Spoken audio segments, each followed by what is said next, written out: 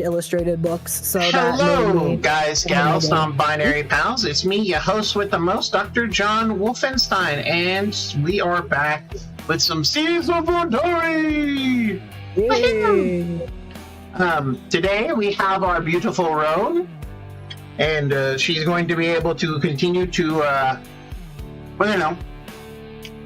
fuck shit up as we do around here.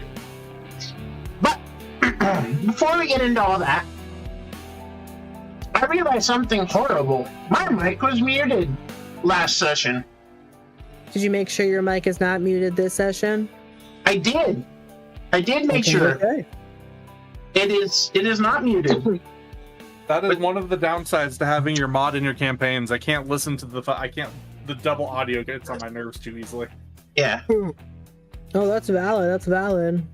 But so, before we get into it, I would like to announce that the Temeraire TTRPG is coming. I thoroughly support this project. I love these books. These are some of the greatest novels I've ever read. Certainly the only historical fiction I've read that I enjoy to any degree at all. And they have done the best dragons in fiction. They have made them as zoologically accurate as possible. Naomi Novik is an incredible writer and worked very hard to bring these dragons to life. Now, in the description of this video and for the foreseeable future until this Kickstarter ends, I will have a link to this Kickstarter campaign because I want as many people to follow it as possible. Also, there's only 7 more followers away from unlocking the Roll20 supports as the social stretch goal. So just 7 more people need to follow. I don't ask you guys to do a lot because I want you guys to enjoy, but frankly, I think you guys would enjoy this. If you like dragons, if you want to play as a dragon, possibly, then this is the game for you. Because I love you, I'll go and I'll hit the notify button. Yay! I literally shelled it out to all my paid games and I said, look, anyone who follows this gets 1 game free. That's pretty good. Mm-hmm. I've lost $52 doing that. But you know what? It's to support a project I believe in, so. Okay, it's only 6 away now. Woohoo! That's the power of love. Where can you find this link? It is in the description of all my videos from here until the end of this Kickstarter campaign. It's also in the Discord under art and other fun stuff right now. Yep, for you beautiful people. Now, I'm not gonna lie, I thought you were just trying to prompt him to say it again, that it was in his description. I mean, he might have been. No, I just wasn't paying attention. But as you can see, the page preview is live, so this allows you to see kind of the amazing things that you're going to get. If you back this project in the first 60 hours, you're going to get a map detailing basically the whole Napoleanic War, or at least what sides were doing what. So the Ottoman Empire is on here, Austria's on here, and a few others. Also, yes, the actual play is on YouTube right now. Temeraire, the RPG actual play. It is well done, and it teaches you the basics of how to play the game. They are playing through the pre-generated characters given out in the Quick Start Guide and Quick Start material, and are ready to go. It's a lot of fun. As you can see, there's tons of information. Of course, there's information on the actual books themselves, and these books are stunning. These new art, this new art on the front cover, because this is all brand new art, is actually very pretty. I really dig these. But I have the books that had the first series, the first art on them, which was still very pretty. But you'll be making all kinds of different conflicts. There is the duty and desire conflict, your duty versus your personal desires. Sometimes they match up, and most of the time they don't. Challenge rolls, and of course an easy breakdown and an easy to understand system. And of course dragons. Look at how beautiful that dragon is. And of course we get a long wing depiction, which with these beautiful scales. But yes, you can in fact play as a dragon. You can in fact play as a human. You can play as all kinds of fun things, and I think that you would all have a great time. As you can see, there's different tiers and different add-on rewards. The digital only tier for only $29, the ensign for $59, mid-wingman for $99, captain for $140, or well, we'll call that $150. You get dice, which are very pretty dice, and you get the supplemental book World of Wings, which gives you more dragons and more nations and how they treat dragons, which is very useful to have. What tier did you get? So it's not live yet. This goes live on the 24th. This is just the page preview. They are taking suggestions, as you can see. I have already put in my own suggestions and my own ideas. I suggested minis because minis are awesome. I also suggested having the actual novels as a Kickstarter goal would be fun because I have 3 people in mind I would give them to. But I'm going Admiral. I'm going Admiral so hardcore because I get the metallic dice that form a dragon, I get the cool, pretty, plasticky dice, and I get all the extra fun stuff. So definitely, by all means, if you can, support it. If you ever wanted to play a dragon, definitely do so. And here is their timeline. So by fall of 2027, we'll have all of the goodies. However, by spring of next year, you can see this game being played Wednesday nights, 7 p.m. to 10 p.m. Pacific Standard Time, because I promise you now, I will be running this game. Again, my favorite dragons and all the fiction, and yeah, no, we're playing this game. Was this the campaign that you were thinking of after this pirate one, or was it a different one you were thinking? There was 100% a different one, but as soon as I saw this game coming out, I went, okay, this is the game we're playing.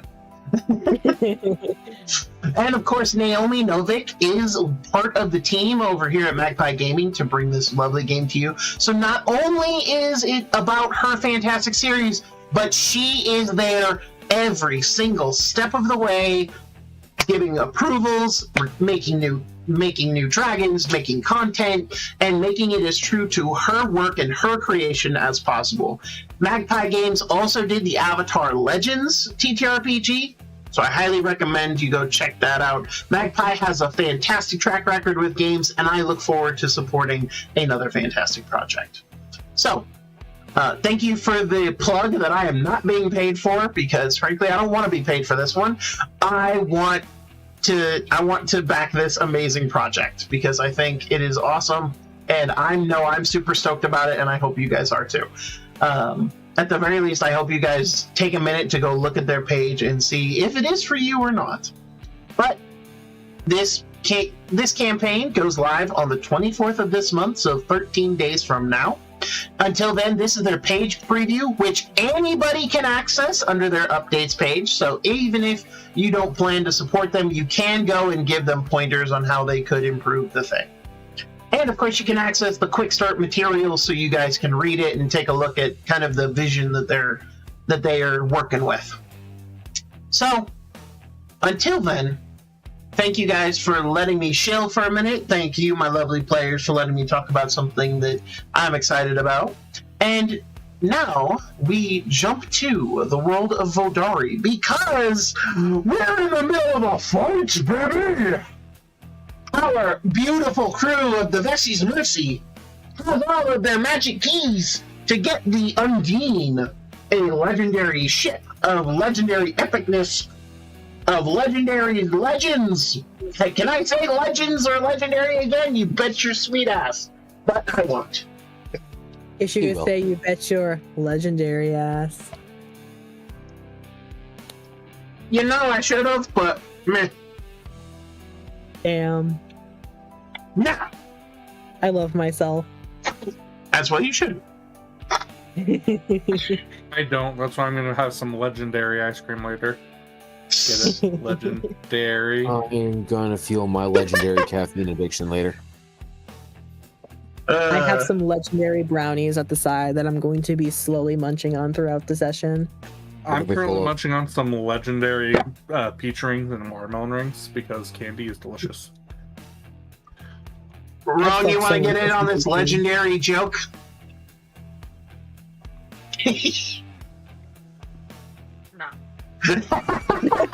No, see, like, I'm glad I only made one joke for it. But for now, Oh, it's gonna keep going all night now. God fucking damn it! I guess you're in for a legendary night. Our crew of the Bessie's Mercy has found all of their keys and are about to go reach the Undine when they are attacked by the Tevara, especially special forces. The team known as Knights of Teva's Oath, led by Amaris Tyrell. They have launched an attack against the crew of the Bessie's Mercy in order to kill them. However, it seems that they have been charmed by the mysterious scoundrel, the one who led the attack against you guys at the Feast of Fools. Almost killed my ass. No, they did. You were out. Well, I dropped to 0. It almost fucking killed me. What do you mean, no, they didn't? I said no, they did. You were out. Oh. Truth. See, I'm not understanding what you're saying anymore. Dang. Ouch. Sometimes you cut out. Sometimes you cut out. I have my you. mic a little bit further away Mike from my cuts out every face once in a than while usual. for me. But I love your face. I love my face. It's pretty amazing. Hell yeah. But as Sure such, thing, Whiskers. our crew has come into contact with these Kavaran knights who seem to be under some kind of spell. Maybe they're blindsided by the beat. Maybe you should, clap your hands and stomp your feet. You don't know. For those of you who can name that movie in the comments, I will give you a shout out next stream. But now it's a fight. So we are in the middle of seeing whether or not Tevara is going to have more pirates or privateers or whatever you want to call them to hang from the gallows, or if our intrepid crew of privateers and adventurers are going to survive the epic battle that is before them. And it is currently Lady Scoundrel's turn. So, Lady Scoundrel! Scoundrel! Yeah! She's going to... She's going to stab around. Rude ass bitch. However, 2 10s are not going to hit. Oh damn, she sucks. Not in the good way. Roan, you're up. Well, that was rude. Oh, by the way, you are raged. Yes, you are. You are I am. enraged. Good. Awesome. The 23 will definitely hit. Send that bitch to Jesus. I would send you to Jesus. We aren't underwater, are we? You are indeed underwater. Oh, I am underwater. Okay, 19 damage. 19 it is. And you have a second attack. I thought my 9 was my second attack. Okay, I just thought you misclicked. That's my bad. Oh, oh. I mean, I'll click again if you want me to click again. I'm all for the clicky. Sure, I'll let you click again because I'm a nice guy like that. Nat 20. Nat Yay, 20. clicky. That'll fucking do it. I'm 25 will do. That's an additional 11. It is indeed. his turn. Take as much damage on this bitch as we can get. Yeah. Now, my question on the matter is, does that break her hold on the charm she's using? Because I'm assuming that she's the one in control of said charm. Is she in control of the charm?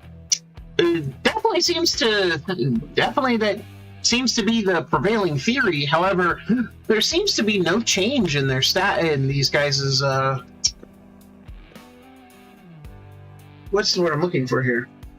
Condition. Yeah, condition is one word. Disposition. That's the word I was looking for. Thank you. But yes, You're welcome. Even after taking all that damage, no, these guys don't seem to break free of her charming. Rude.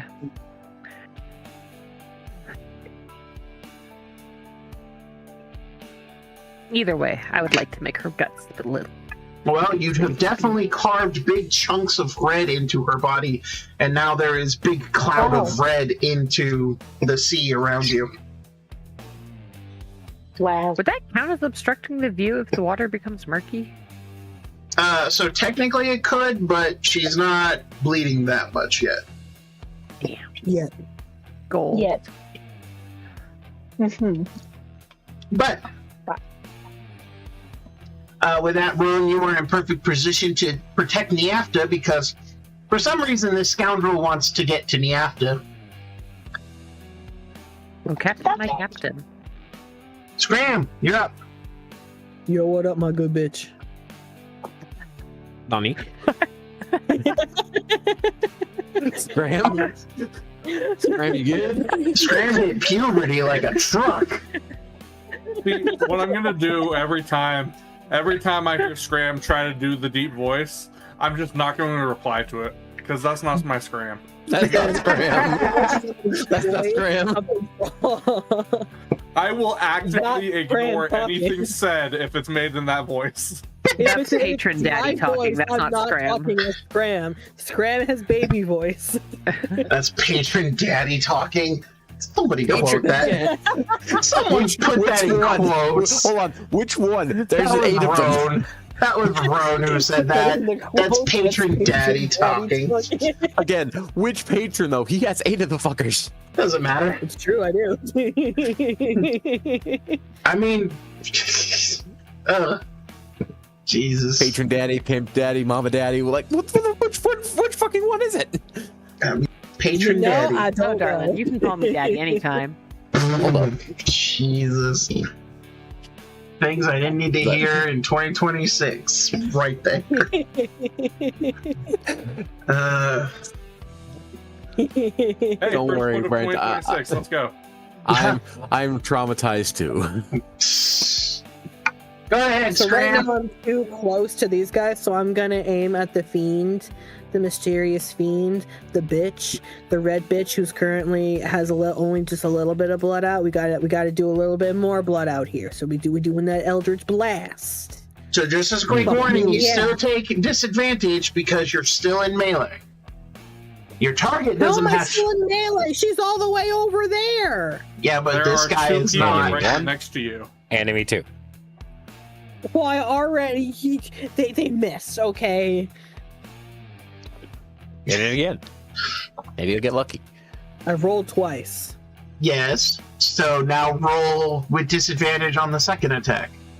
Oh.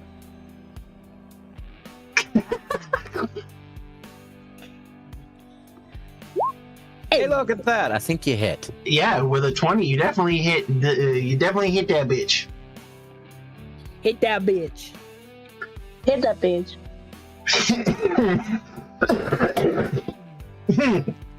Don't die now. That's not very nice. If you're gonna you die, know. at least die quieter so we don't have to hear it. Wow. I mean, I do say that to the casino guests. Just, you're killing me here. I go, you're very loud for a dying man. That's Yeah, pretty I'm good. Fucking tiny T-Rex. With 9 force damage. All right, hey. All right, hey. Do you have any Eldritch invocations that mess with their position at all, Scram? Give me 1 sec, actually. Because I know you have Agonizing Blast. I just don't know that you have any others. I don't think it doesn't look like it. I think I was supposed to select the second one and I didn't. And you never did. No. That 100% fucking tracks. Listen. That's just Scram's character. Fair enough. That is very much the character of Scram and the person playing Scram. Oh, Yep. no, these are facts. Alright, anything else, Scram?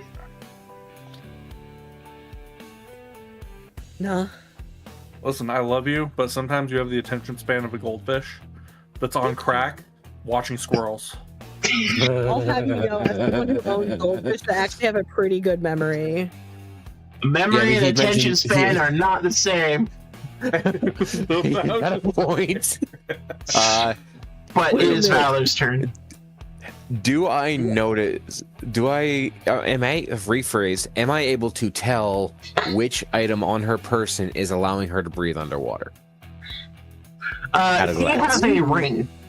She Cool. and the I other wanna- Tabarans have rings of water breathing. Cool. I want to take that off of her. Bro, how the fuck are you gonna do that? Okay, I like this. Cut her hand. Cut off her hand. All right. Hey, it That's- sounds easier to cut off her hand. Okay, but so if you want to try, I mean, if you don't, I would try it. Next. if you want to try and cut off her or take it off her hand, like with your hands, that's going to be an opposed grapple check. That's your athletics versus her athletics or acrobatics, her choice. If you want to try to attack her hand and cut it off, that is a called shot, which means you'll suffer a -2 penalty on your attack roll. But if you hit, you will hit that specific part of the body. And then you just need to do enough damage to sever a finger. Yes, I do, in fact, know how much damage it takes to sever digits from people. I have a handy-dandy chart. I'm sure you do. I'm gonna go with the opposed grapple check. Cool. So roll your athletics, baby.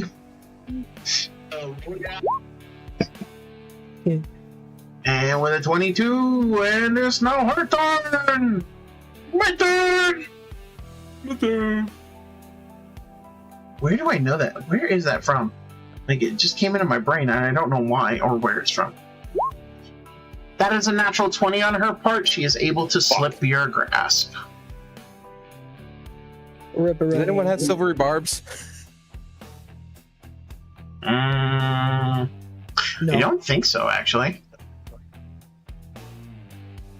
Yeah, no, not in this particular group. Damn it. Yeah, no. Alright.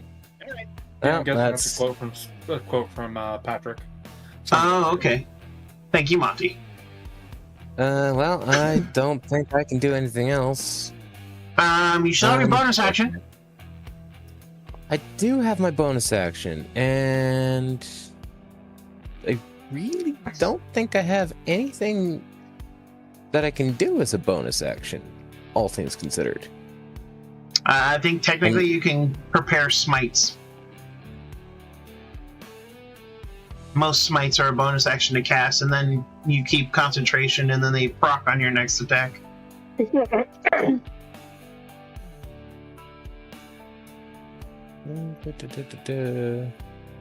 So, like, I think Withering Smite, yeah, you have Withering Smite and, like, Thunderous Smite. Downside, I don't have the spell slots for it. Monkey, how dare you throw biddies at me? Stop wasting your biddies. I am currently running off of 0 spell slots. You can throw them But I at have me! I have a plan for what I'm doing, and I think Roan and Niafta both saw what I was trying to do. Fair enough. Wait. Did I see what you were trying to do? Yeah, I you was saw trying him. to take her water breathing ring. Yeah, you saw him trying to essentially Oh, drown yeah, the her. breathing. Hell yeah. We should try it with more people if it works.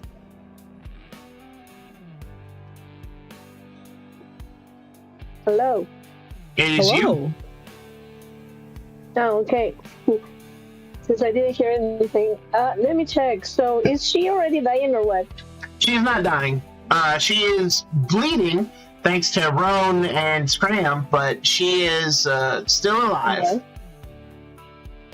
And breathing? Still alive, but Yes. I'm barely breathing. Okay. Then, if Ron is between her and me, that means I cannot shoot, right? Can I? You can shoot her. She will just get a +1 to her AC because she technically has cover. Mm, Are you calling okay, me back? but I want her. No, I'm Ron. calling you tall. And I'm calling her an itty bitty baby woman because she's under 5'5". Yeah. Aw, she's pocket size. Being pocket size, she's much more than a pocketful. Not if you're wearing It sounds men's right on pants. my head. I wouldn't say nothing because I'm around the same size too, but whatever. Yeah, so I'm going to shot her with my hand crossbow. Do it! Pew. Ooh. Unfortunately, and that one is not going to hit. Unfortunately, bullshit. and you're like, gosh dang it! It's fucking shooting arrows under the water. Yeah, I'm brilliant. It is rough. Totally possible, but it is unfortunate that sometimes bad shit happens. But Yeah. with that, would you like to give over Bardic Inspiration to anyone else? You can still give that to somebody.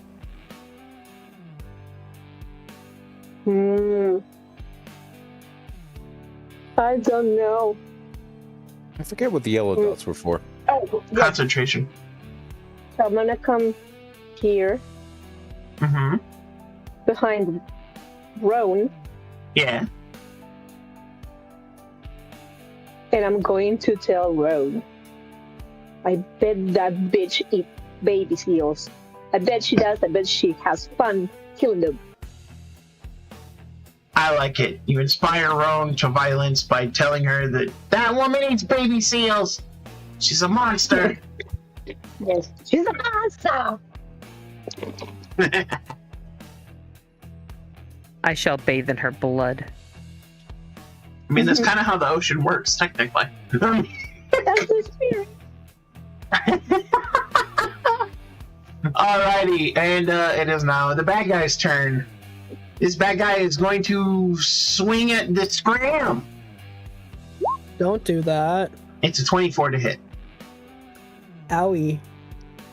You take 12 slashing damage. Owie. Fuck, I can't math. Okay, I mathed. Did you still have a spell slot to use Hellish Rebuke? I don't know if you do or not. I have a spell slot, but I'm not using Hellish Rebuke on it. Okay. Then he's going to swing at you again anyway. That's a 13. I don't think that hits you. Actually, let me double check. Nope, that does not hit. Alrighty. I And don't have the now, best armor, but I have a good enough armor. and now, Miss Frightened Lady. She be the big fright.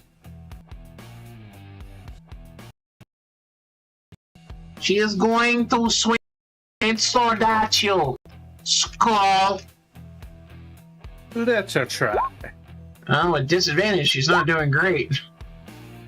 Damn. She is afeared. She is afeared, man. She afeared. And the priesty dude is going to cast his Cure Wounds spell on you, Skull. And he's going to do it at 3rd level. Skull, you deal 20 points of damage. That maxes me out. And you all see a giant glowing manta ray flow into Skull, and he is healed. Come on. I guess that's one way to get your fish diet. Badooch. Yeah. That's Skull, so you're up. funny. Okay, now I'm gonna take my legendary short sword. God damn it! It's I'm gonna make a legendary swing. Damn it! 17 will not hit. Hot. Damn. You legendarily suck ass. That's not funny. It's not kidding me, it's funny, but you're hilarious. laughing. No. Okay. We can all hear the smile. No. Sure. the grain. No, that's gonna be all I can do. And since it was the start of my turn, she is no longer afeared of me. She is no longer afeared. Or afeared. You're her again. This guy's turn. He's gonna. That's a. Do I have a shield charge? I don't think I do. I do have a polarized charge, You do. and I'm gonna those, and allows me to roll a d6 and reduce the and add that to my AC. Okay. So roll a Apparently. d6. Currently rocking a 19, so I need a 3 or higher. I need a 4 or higher. I'll take a 5. Well, a 5 will turn that into a miss. He's gonna stab you twice. That's a 16. And he's gonna stab you with a shorty. That's an 8. Kids of my glass are good to die. And it is now Miss Scoundrel's turn. She looks at you, Niafta, and just... This isn't over. And she pulls out this... She pulls out this little green rock that she bites onto. Oh, come on. And as she does, it cracks and she disappears. Motherfucker! Oh no. Teleport? Indeed possible. I don't think Brent liked the fact that I was about to freaking one-shot her. I mean, you know, Ron was going to if you fail. Damn straight. The disrespect. 100%. But with that, Roan, you're up. Alright, let's see. There's this beastie over here, but then there's the one that's attacking Scram. That is correct. I'm going to charge. Oh, no. Charge! Da-da-da! Yeah. Ah!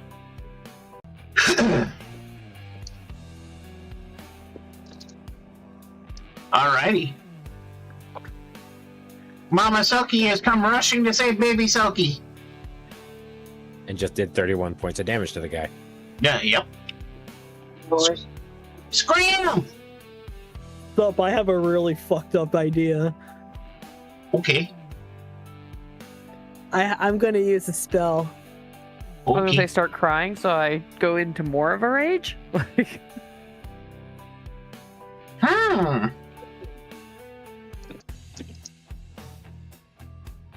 Okay. Okay. Okay. Who do you want to target? Nice. All 3 of these enemies technically qualify for that spell. Yes, I do.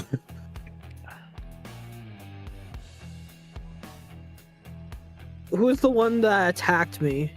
The guy in front of you. Technically, it'd be this dude in front of you.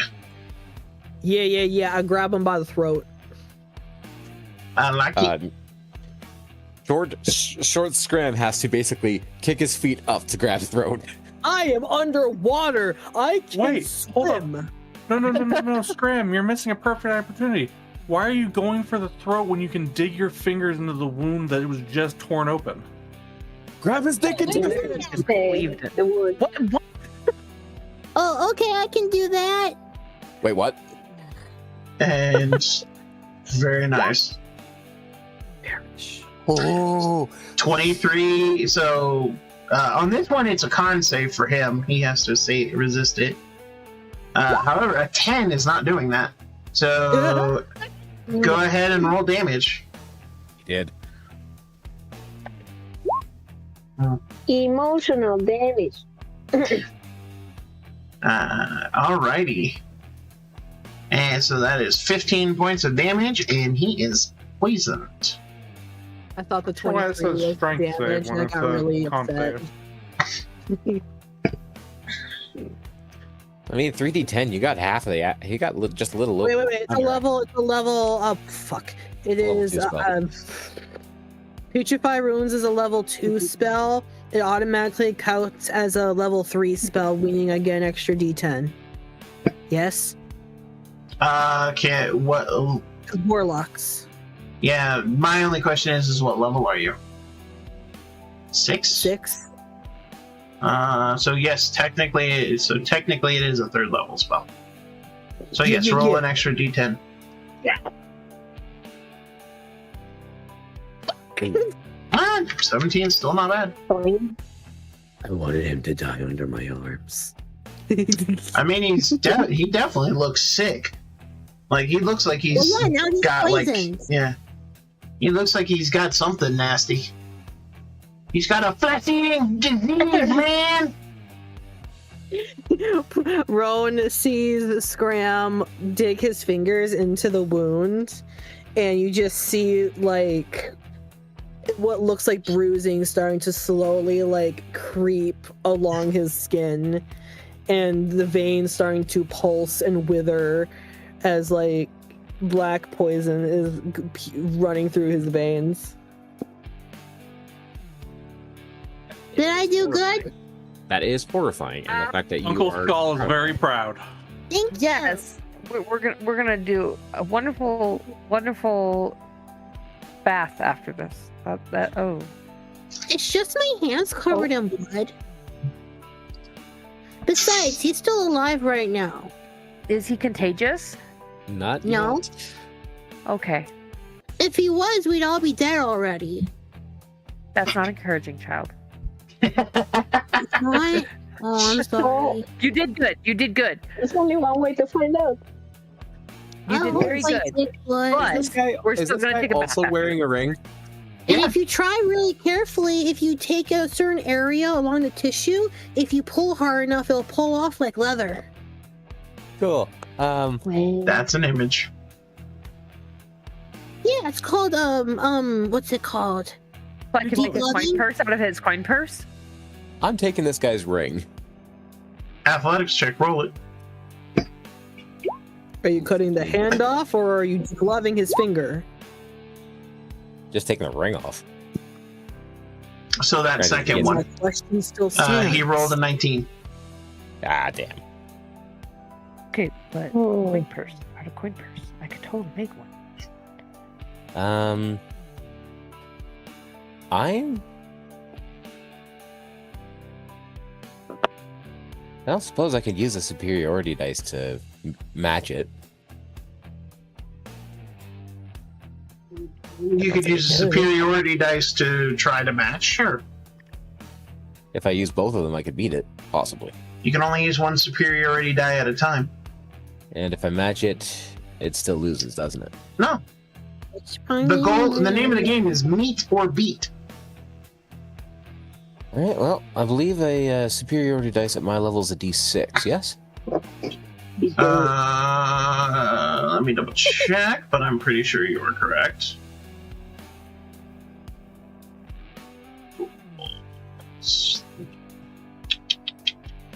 Looking for combat numbers. Yes, it's a d6. Here goes nothing. Pray for a 6. I fail. Unfortunate. No. Alrighty. Miata! Shit. So, is this... this... Does it show? I'm trying to... No. Well, this one in front of Vex. Donna. Yes. Valor. Oh yeah, you're Valor. Okay, sorry, I don't see your tail. You! I'm sorry, it's just a vexing situation. I fucking hate you. Oh, I'm sorry. Does my wordplay leave you vexed? I am going to rip No, out it's your just entrails legendary. and use them to jump rope. And we got Ron that couldn't comment on the legendary. That's awesome. Oh, we went all around. All right, after you were saying. Whatever. Yes, this enemy in front of Valor. Are they distracted of some sort? Mm, Well, they did just I mean, they yeah. did just rip their hand out of my grasp. Yeah. I'm gonna try and sleep them. okay, roll it. So I'm gonna move. Where do I move? Here. Here. You don't have to move at all. Oh, really? Can I stay on the bus? Whoop. Yeah. Sleep. Whoop. Go And I'm to going sleep. left to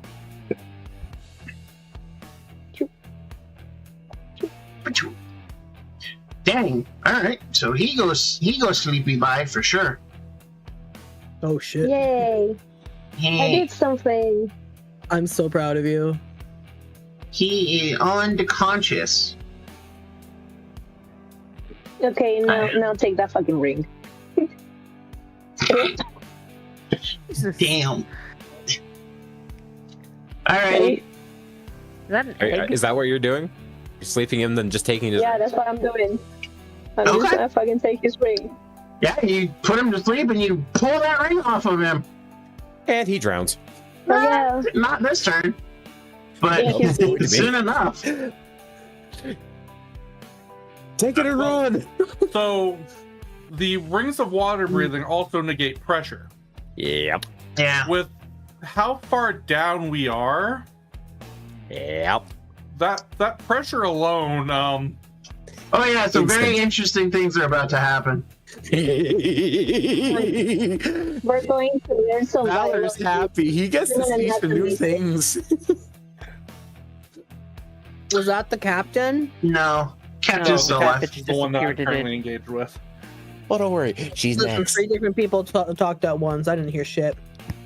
The way this started off was they all came in, the captain pointed the sword at me, and I replied with a fuck you to their face.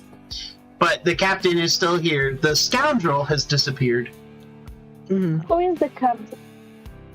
The one with the bullseye on their character token. The captain is also Oh, personally said you were going to move out of our way. That is true. yes. All right. Now that is Niafta's turn, and also Niafta, add to your character sheet in your inventory a ring of water breathing. Hey, another one. Yay! Another one. To the effects stack. The effects stack. I'm gonna No. like one of those guys from the Wheel of Time collecting rings and shit. This guy is going to swing his longsword at Scram, but that is a miss because he's poisoned. Gonna swing it at Roan, but that is a miss because he's poisoned. And this knight, she is going to frown as she swings her first strike against Skull. That's an 18 to hit you, Skull. That does it. Alright, so that's going to be 8 slashing. However, she is going to drop a 2nd level smite on you. So I believe that's... It's been a minute since I played Paladin. Give me a second. I know it's 2d8 for the first level. I think it's 1d8 every level after, but let me double check that number. Let's see. I could probably tell you. Probably. Let's see. Starting at 2nd level when you hit a creature, blah blah blah blah. Weapon damage. The extra damage is 2d8 for a 1st level, plus 1d8 for each spell higher than 1st. Yep. To a max of 5d8.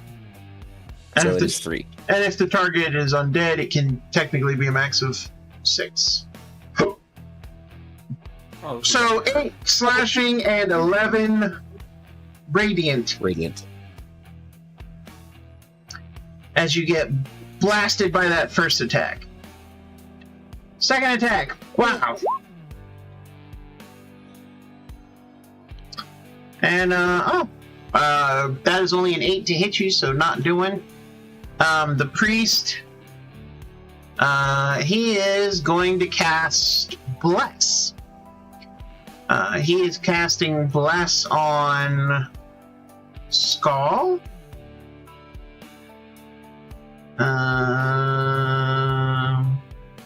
You know you want it, baby. Jinko's got it. On Roan. And on Scream. Again, what? What? That doesn't sound like a good thing. That's highly disrespectful. You're being blessed. Oh, okay. I thought Bless, not Bane. Yes. But who? The Some weird Oceano, paladin the touching us. Okaino priest who's here. Because I again, don't like the sound of that. he's not brainwashed, so He's the one member of their group that ended up being chill, mostly because of the fact of, I'm guessing it's because of our shared belief in God. Okay. I bet my like God to can touch beat up your strangers. God. Yeah, well, my God runs faster than yours. God, they said they run faster. Skull, No, you're what up. I'm sensing is that since you're technically water creatures, he's going to do something and he's protecting you water creatures. I mean, that's fair enough, I guess. You know, upon technicality, we're all water creatures right now, except for Nyata, because I am technically made from a water moccasin, which is a water snake. Da-da-da-da-da. Swing. Also, roll a d4. Nani? He's blessed. Wait, does that He mean gets a you have- d4. So 23. 23 hits.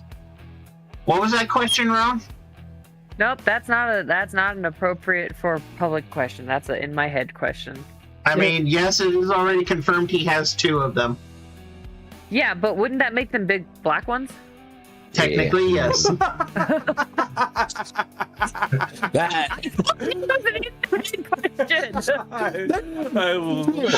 I love it. Months, 5 months of in-game time. They had a betting pool. I still haven't gotten that money.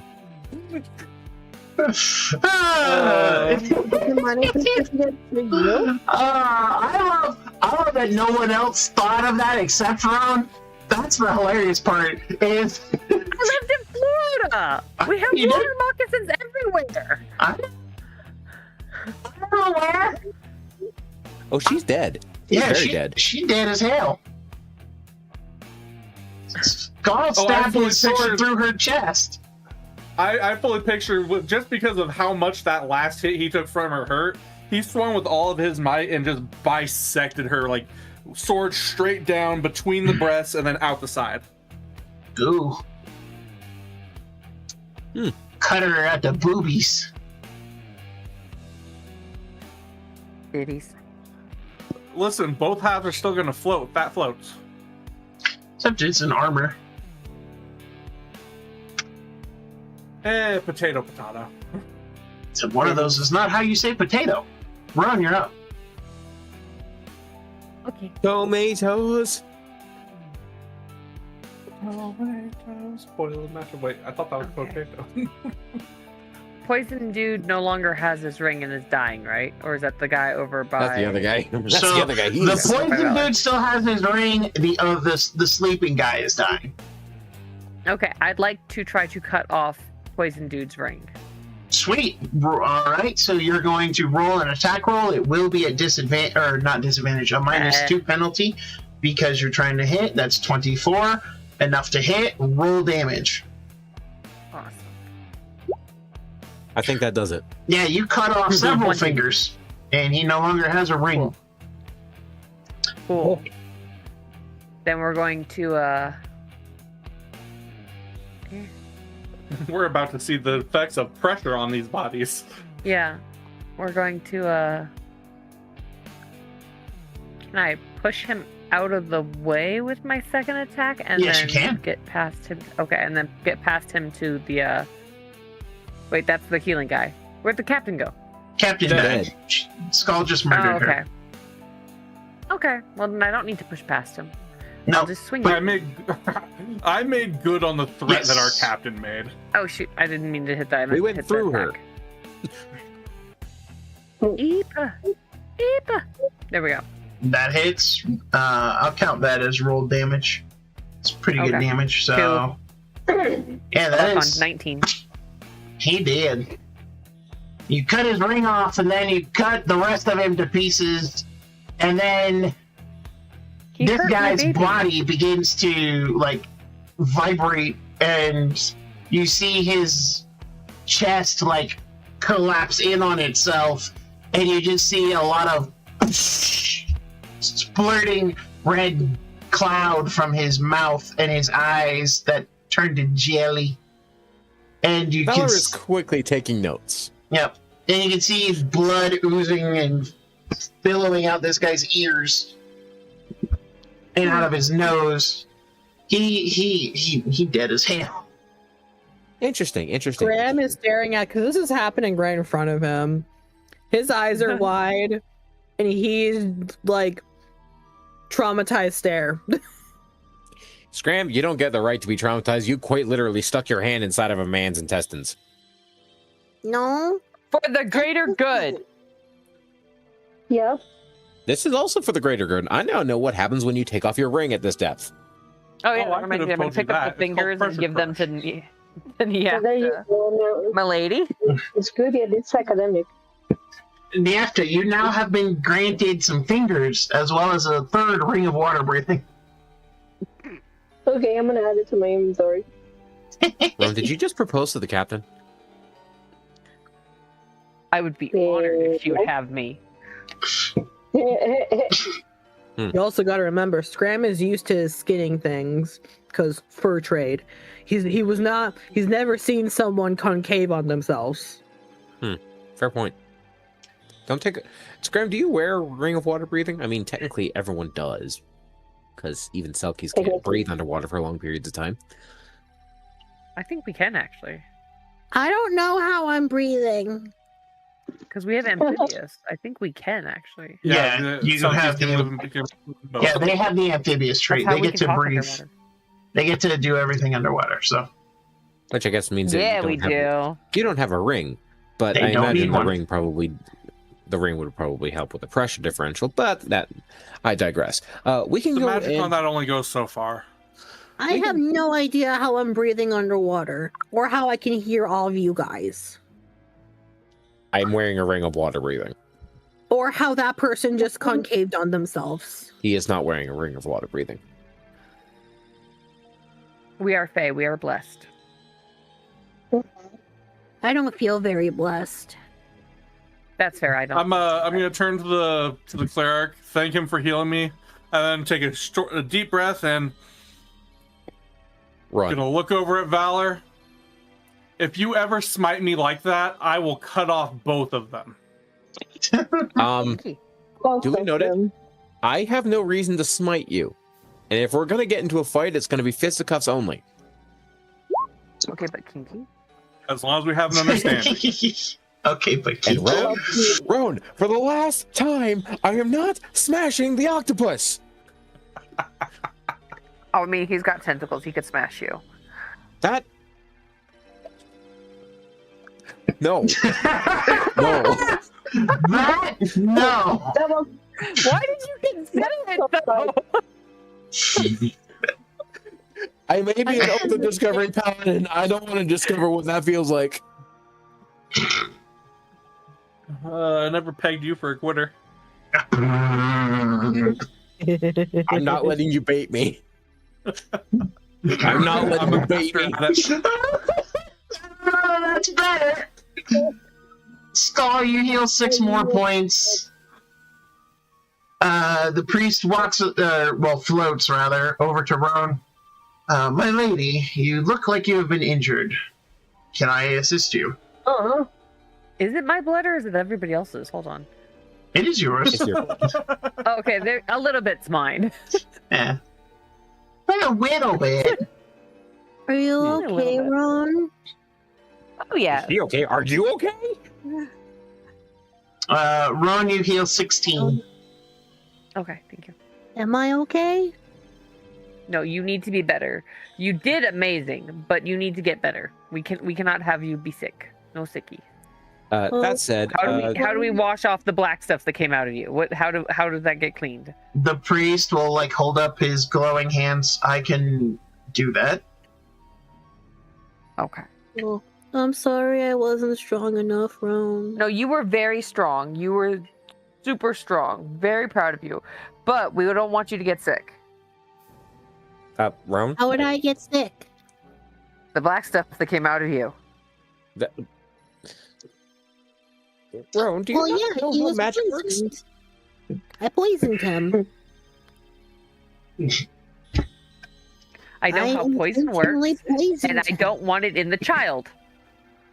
Well, no, if I poisoned him, then obviously I'm immune to it. Well, not entirely.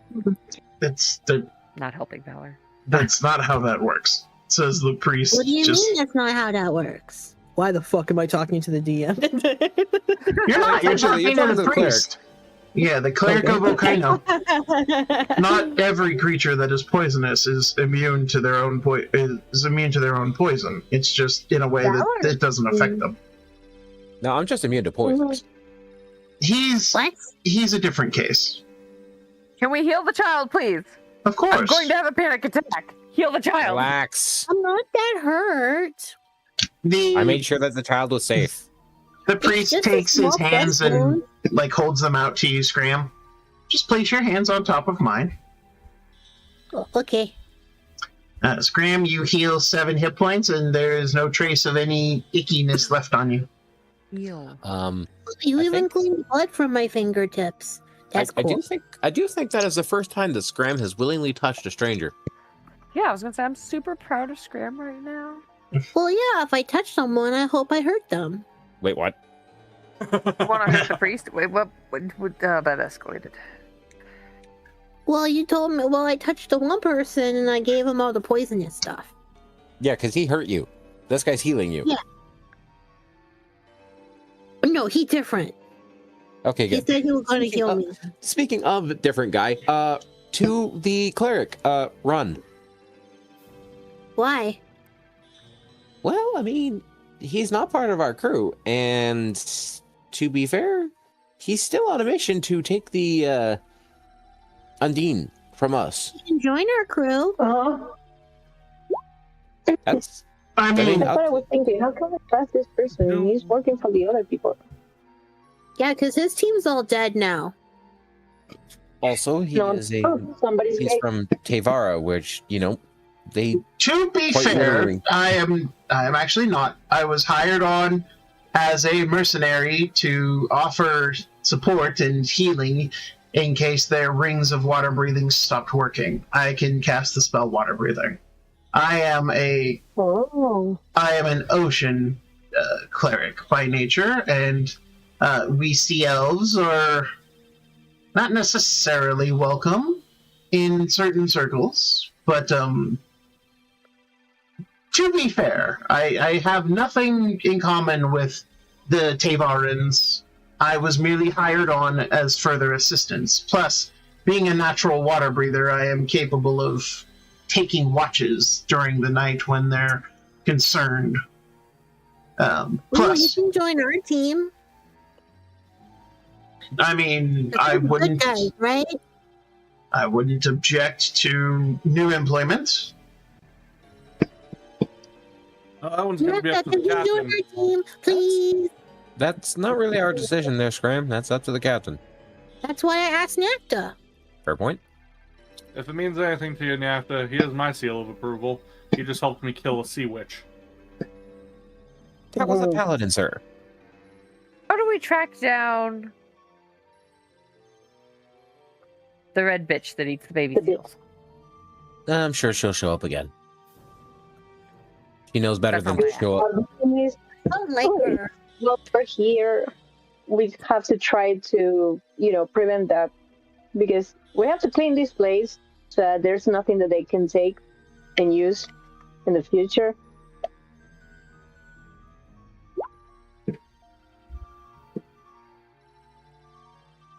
And yep, and maybe try and find to see if there's anybody.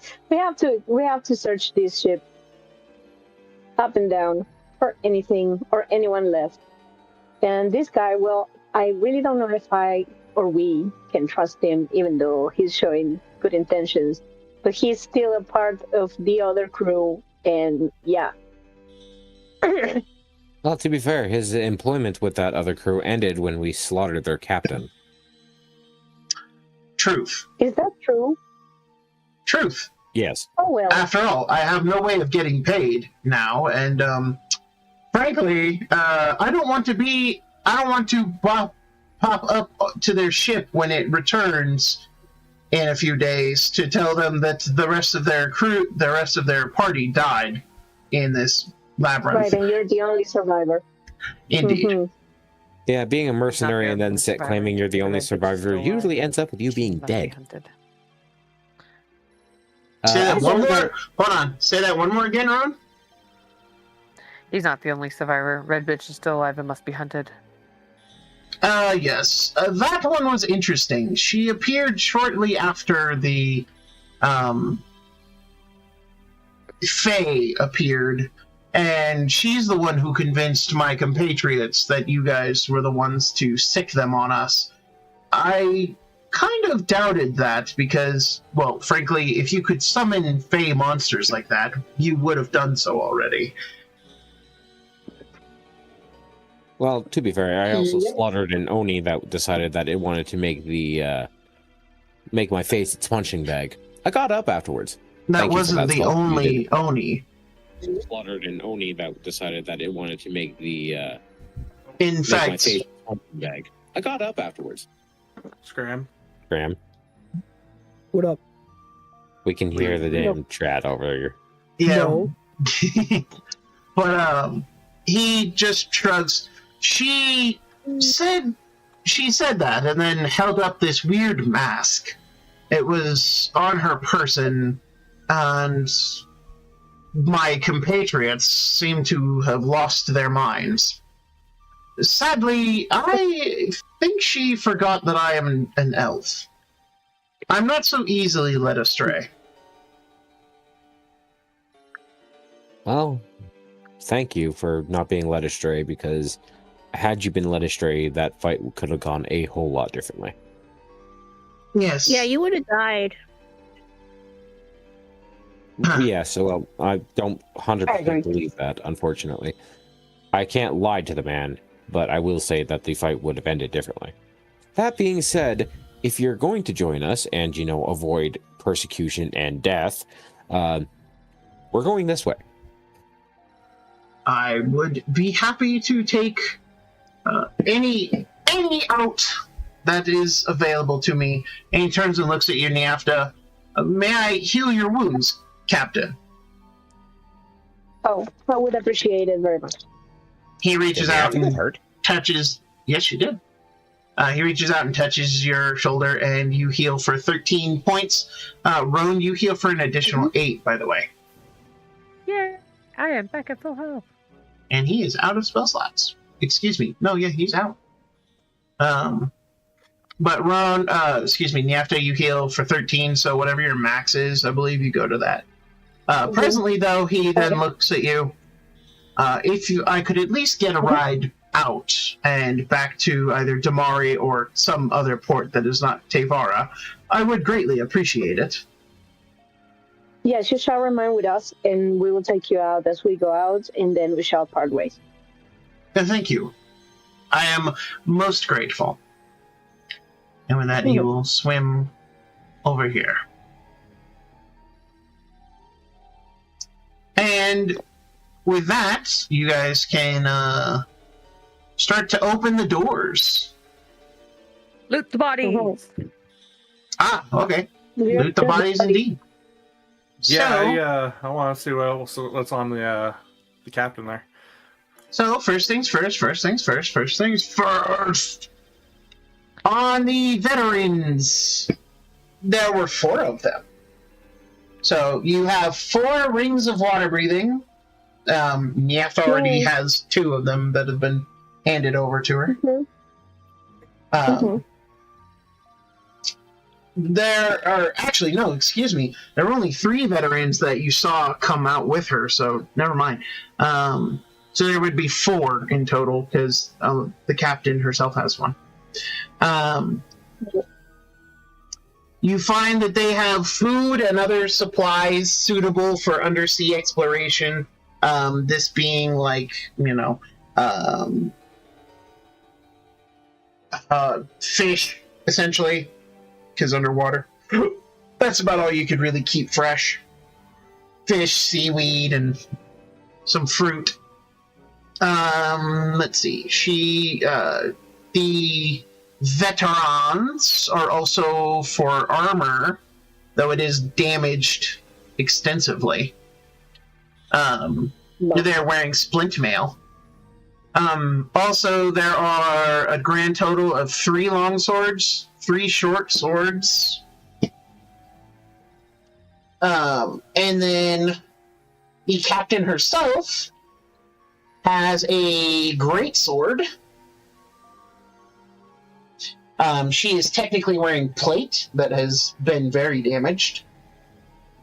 Though theoretically, you could take it and fix it up over time. If you so desired. I desire. Okay. Plate mail is really expensive, and it's probably a lot cheaper to fix. This is true. Alright, so you take the damaged plate. Can I handle great weapons? Yes, you can. Most Your maul is a It's great not weapon. on my list. because you have all weapons. This is all spears and guns under weapon. So it says all spear guns, martial weapons, simple weapons, and then martial and simple firearms. So that covers every weapon available to you. Okay, I was like, it doesn't say great weapons. So I was like, Yeah, no worries. Great weapons are classified under martial weapons in this edition. Weird. Real quick, is this plate that she's wearing classified as full plate? Yeah, it's full plate armor. Sweet. Awesome. Which would do more damage, a great sword or my halberd? I think your halberd technically does more damage right now. Okay, well, it gives me more reach too, so I'll stick with my halberd then. You can just take the weapon because. Yeah, no, I was planning on taking the great sword with us as a trophy. That you can do. I mean, her head would make a better trophy, but that's going to rot after a while. Yeah. I mean, it's also not in one piece. Yeah, that's true. I feel like we could find a way to preserve it. There's those shrunken head things that the Southern Isles does. Yeah, but then we have to find a witch doctor, and they are so pretentious. That, and again, the skull is not in one piece, because skull, in your, I don't know what to call it, rage, spite, whatever you want to call it, you cut her in Exuberance. half. Right down the middle. Exuberance is a good word. I like that word. Mm-hmm. In your pettiness, you cut her in half. No, petty is what I am to you when you start pissing me off. That's why I make all of the I wordplay. thought it was kind of cool. Lucius, we don't chew on our kneecaps. No. We don't chew on our kneecaps. Rowan, who's Lucius? No, Brucius. Lucius, my dog. Yes, it is the puppy Rowan has a dog. I mean, yes, Rowan has a dog. A service dog, even. Oh, I guess we go through the doors then. good working done. You can indeed. Click. Yeah, he's a good boy. However, he tried to do positive pressure while I was on a Zoom call yesterday. Or he was on a Zoom call. I still have one cookie, but I'm gonna save that for when I need it, because all it's gonna give me is one first level spell. Oh yeah, what do our cookies do? Because I have cookies in here from Christmas. So they heal you to full and then give you any spell slots, or in your case, they would Rage restore charges. your rages. Oh, okay. I was like, because I have apparently a pocket full of cookies, and I don't know. Oh, you weren't here for the Christmas episode, were you? No, I was here for the Christmas episode. I just wasn't feeling very good. Yep. So you have 2 magic healing cookies. That you don't know how they got there because apparently it all happened in a dream. I mean, you all woke up suddenly and then were fine and at where you were, which was really, really weird. But anyway, you can all make your way into the chamber. Waha. Why do I hear Dark Souls music? You don't. You hear Legend of Zelda music. I thought we already had our Dark Souls fight. I'm only saying that because... Excuse me, you hear Legend of Zelda and Sly Cooper 3 music. Does this not look like a boss room to anyone else? I got a pocket full of sunshine. I got love and a song. No. I love that rhymes. That's our barbarian. Our barbarian is singing Pocket Full of Sunshine. Yeah. Now, as you arrive, a vast cavern stands before you, more than 100 feet in length and width, and 40 feet from floor to ceiling.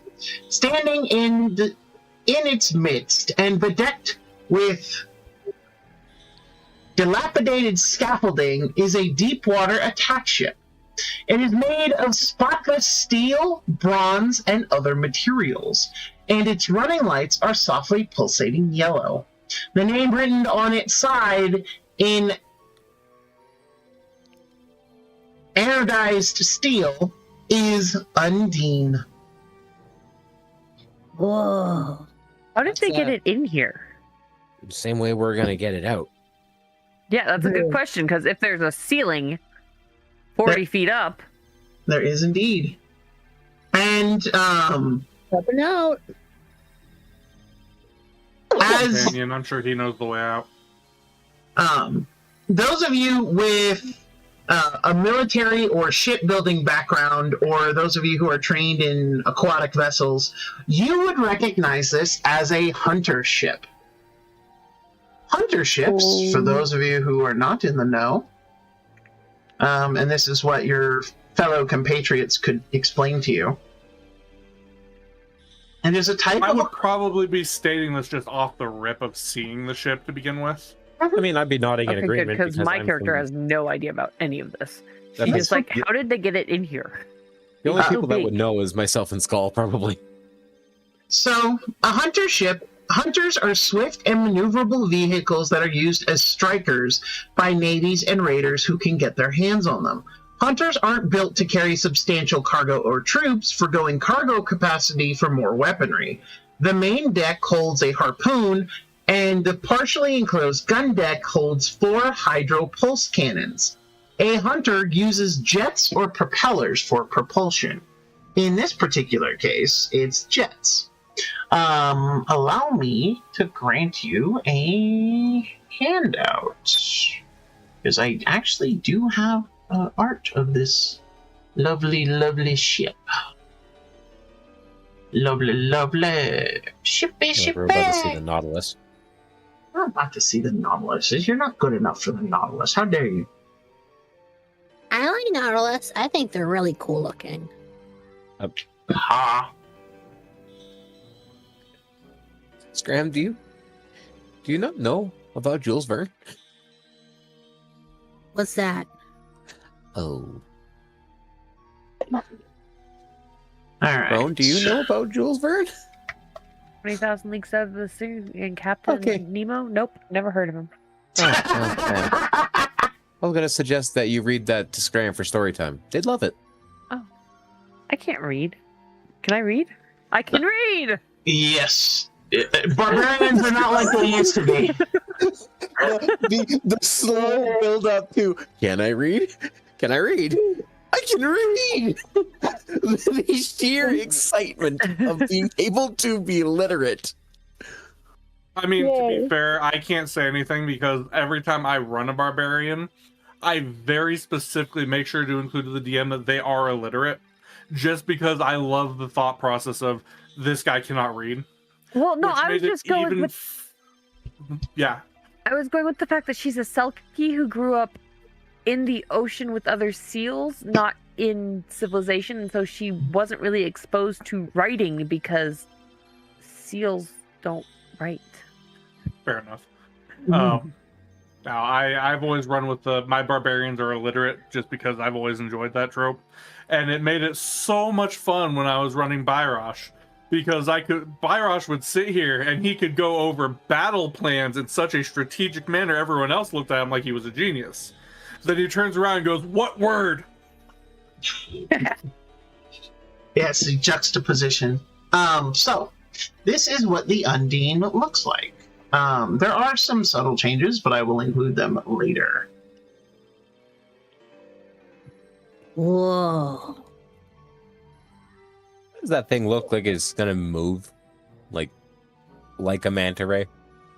Looks are deceiving. But technically for this one, that Does glass... it have an undulating tail? The tail does not move, no. Damn. So how does it get propelled forward? It has jet propulsion built into the back there. Oh, it's a jet-based propulsion. That makes sense. Okay. Yeah. Now, for the Undine specifically, you see that glass, windshield, that actually encompasses that whole top. And it can be pulled all the way... Currently, it's pulled all the way back, but you can imagine that it also pulls all the way forward. And you can, in fact, see the guns that are... the hydro cannons that are sticking out. You also see that towards the upper west corner of this chamber, there is some kind of hammock, a seaweed hammock hanging over there. Does it look like somebody's in it? Something's in it. What was the name so of we're gonna go play with bodies, apparently. What was the name of the fae that's supposed to be on this? Companion. You mentioned fae being that's supposed to be the, I don't know, intelligence of this ship. Sontara Ve. Ah, yes, them. So it's like over here somewhere? Are you able to detect their presence? They would be in the ship if they were anywhere. Ah, I see. Well, time to go make a bargain with a fey creature. No. So if they're only like 30 feet away, they can hear me if I call out in Sylvan, right? Unlikely. I mean, yeah. Entirely possible. If you don't stir on your own accord, I will poke you with a stick. That's not the best way to introduce yourself. So as you shout that out, Barbarian way. nothing seems to stir in the hammock. Okay, I'm gonna go poke him with a stick. I've got the post of my halberd out and ready, and I'm gonna poke him with a stick. Okay. So as you swim up there, you find a Skellyman. I did. The Skellyman in question is of a is the Skellyman of a dwarf. Oh. It's water plant like beard still there and still perfectly shaped. You can see the metal clasps. You can see gears woven into the beard. You can see that this skeleton is covered in a workman's smock. Very much think of it like Belle's dad from Beauty and the Beast, that smock he wore. What was that one guy's name that we were carrying around for a while with the cannon? No, not him. Not him. Are we sure? Because it's been a while. He's still on the ship. Yes, he is still on the ship. Have we checked the ship?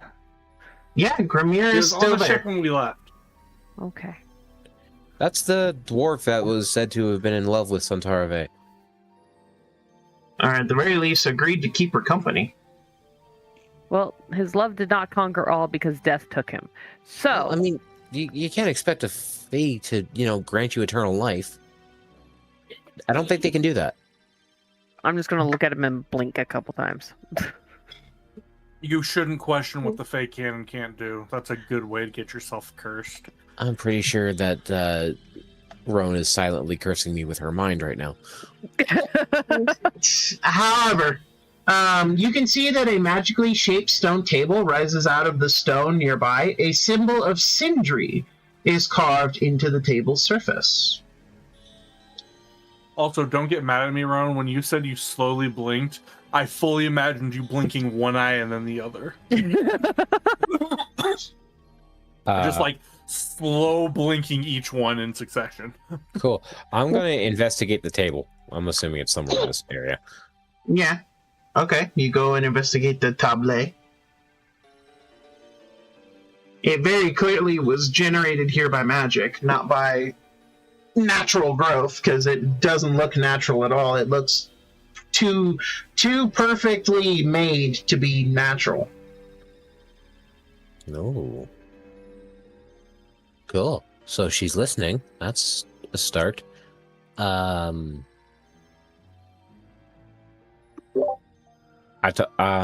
guess, is there any other key markings on the table, or is it just the fact that the table just rose out of the ground?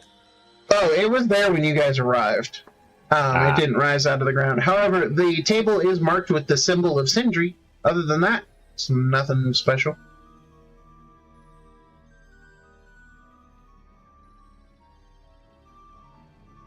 However, does anyone have the spell Speak with Dead? If I have it, I have no spell slots. I'm also out of those spell slots. I have a cookie. You do, in fact, have I a don't cookie. think any of us have Speak with Dead to begin with, so. No, that's a cleric. That's a freaking cleric spell. Cleric. Yes, I assume you're talking to me. Yes, because you haven't introduced yourself. Can you talk to the dead? My name is Wake, and I can, in fact, speak with the dead. I can talk to animals, and I can make myself disappear and reappear in places. I found out recently I can turn into a seal. Oh, is that a spell? I thought that was like breathing. I thought that was just something we could do. Really? Yeah. I have so many questions, but I'm not going to ask. Instead, I am going to merely, I assume you want to talk to the skeleton, then. I don't see anything else that's dead in here. He has no vocal cords. The people out there are pretty dead. Magic does not no require vocal vocal cords, I assure you. No, but speaking does. Not with my magic, I promise.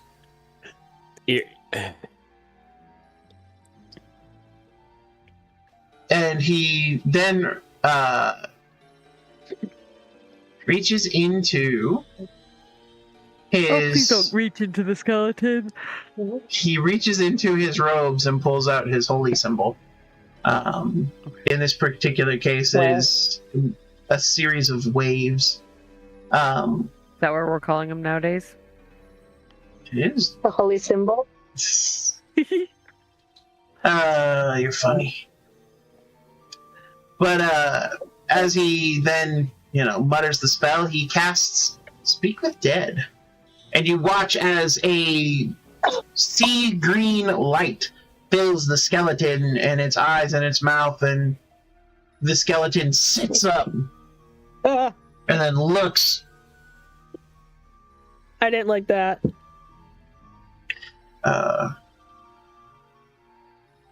You can ask 5 questions. What would you like to know?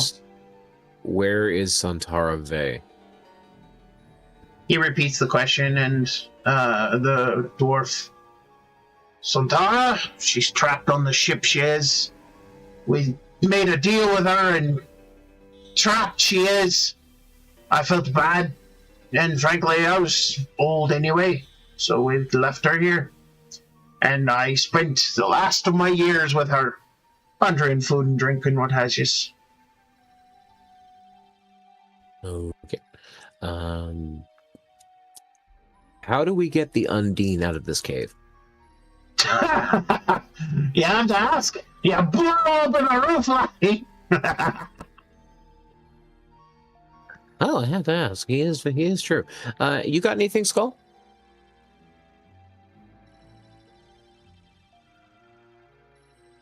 Skull? You there, buddy? Sorry, I was running out. Do you have anything to ask the dead man? Oh no, I'm investigating the ship at this point. Alright, you're swimming over to the ship. Roan, do you have anything to ask the dead man?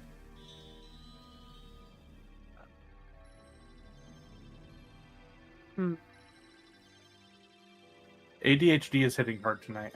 Apparently. Yes. Does he have to have anything to ask? Are there any other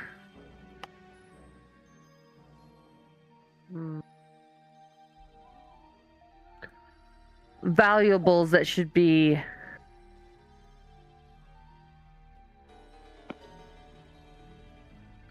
rehomed with the ship?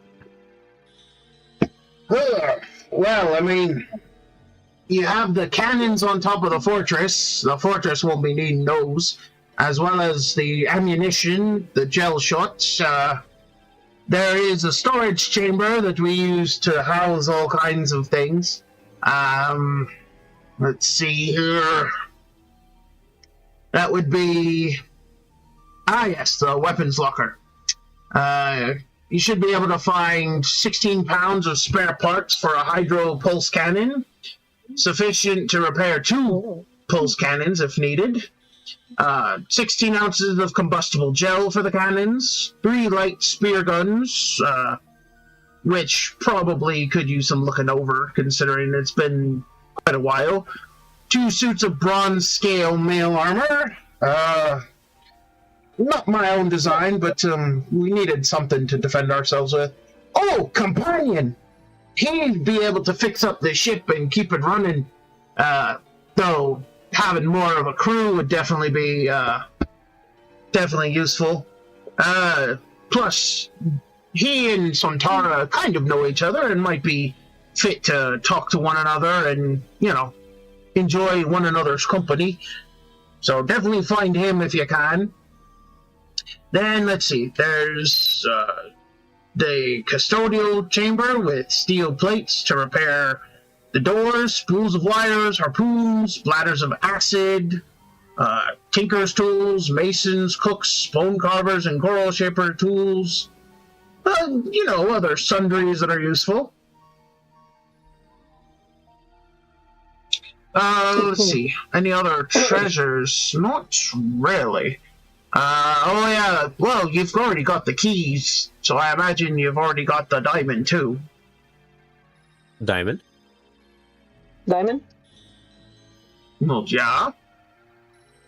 There was a diamond.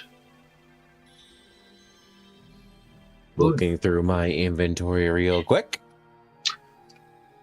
Someone has a diamond worth at least 500 gold pieces on their person. Because it was not me. It was in that great challenge that got you the, I want to say, one of the keys. Oh yeah. Yeah, did you have it in Something yours? me, but it's not on my inventory. I think Skull has it because Skull was the No, one I that thought it grabbed the was key. supposed to be Niafta. So Niafta might indeed have it. She just might not have put it on her character sheet, but she does in fact No, have I it. got it. Yeah. Oh, never Skull mind. has it I because stand Okay. wildly Skull grabbed the corrected. key. I have the diamond and I still have 1 cookie. Okay. Mm-hmm. Okay, well, we do have the diamond, yes. Oh yeah, that's right. I also have pie tins that I stole. Oh, jeez. Why do you have pie tins? You still have them. Why?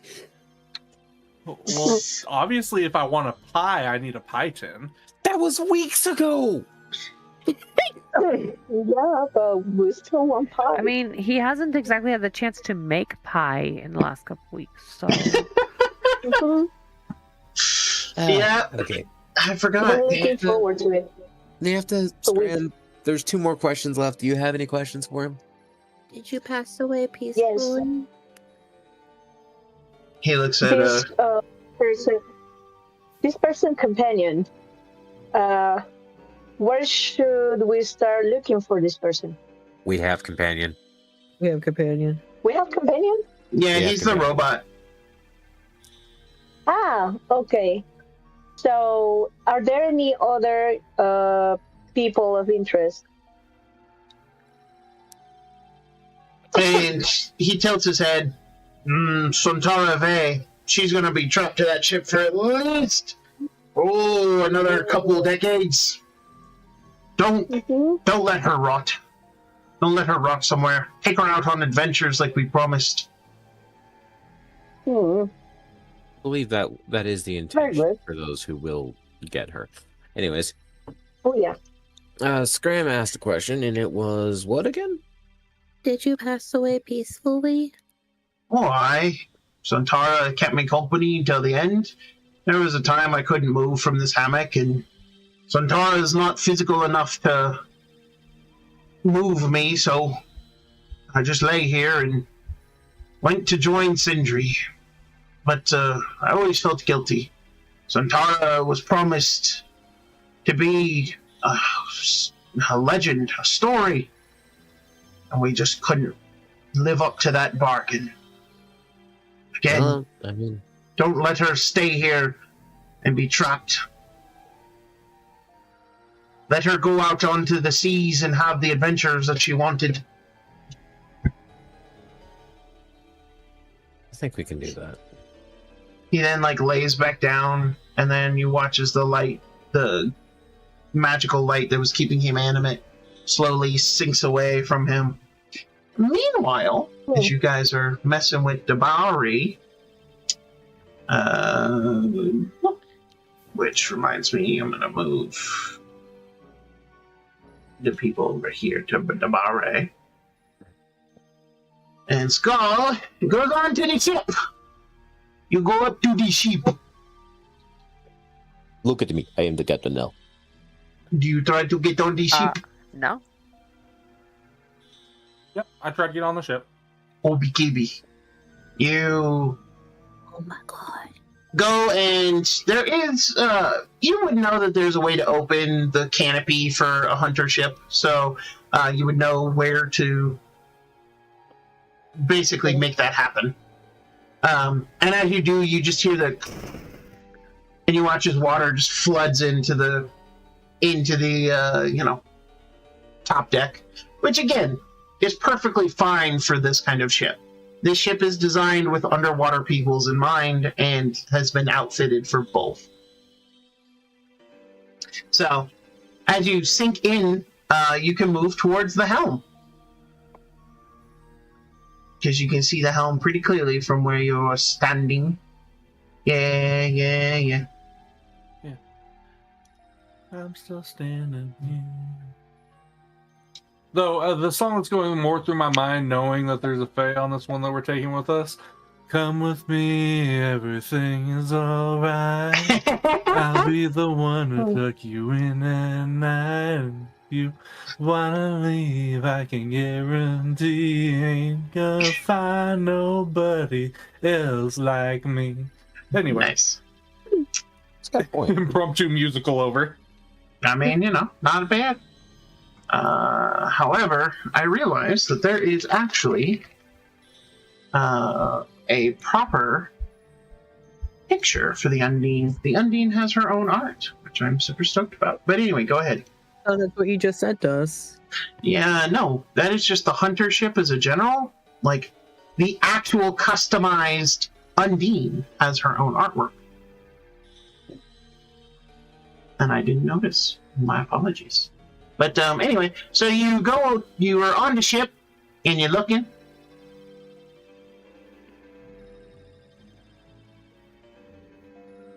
What do you do? I'm going to Okay. say out loud, just loud enough that anyone that's actually listening to anywhere near me, I can't wait to see this ship sail.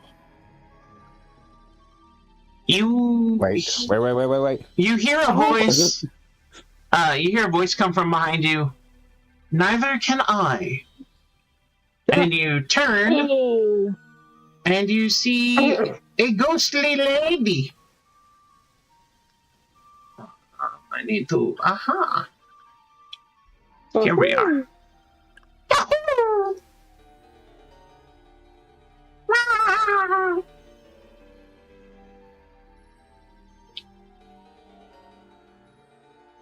Am I waiting on a handout? You are. I think we're all waiting on a handout. Couple of handouts, probably.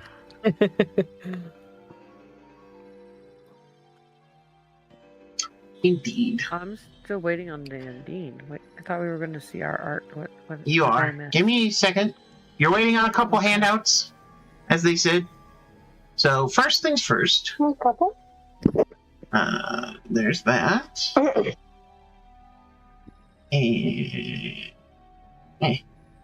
And second of all, here is. Cool. Alrighty. Starve.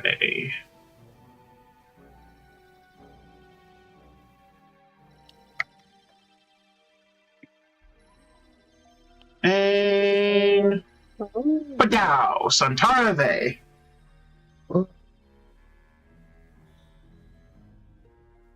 And she looks down at you. Greetings! Hello, miss. I'm going to assume Santarave. You are correct. You must be Skull. Skull tight shot at your service, as I will bow tricorn taking off tricorn to everything with a proper bow. It is a pleasure to meet you. Though, I can't say that I am surprised to find one of your kind coming here.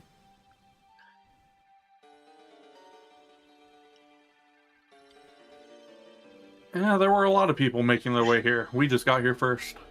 Indeed. I didn't care for much of the others. At I least, hope we were the ones you wanted the most. you're over with the body, Scram. Hold on. Oh, But she looks. Oh man. You and your crew are interesting, I must say. We're definitely an odd bunch, I'd say so. Most After all, it's not every assuredly. day you join a crew named the Vessie's Mercy. Yeah.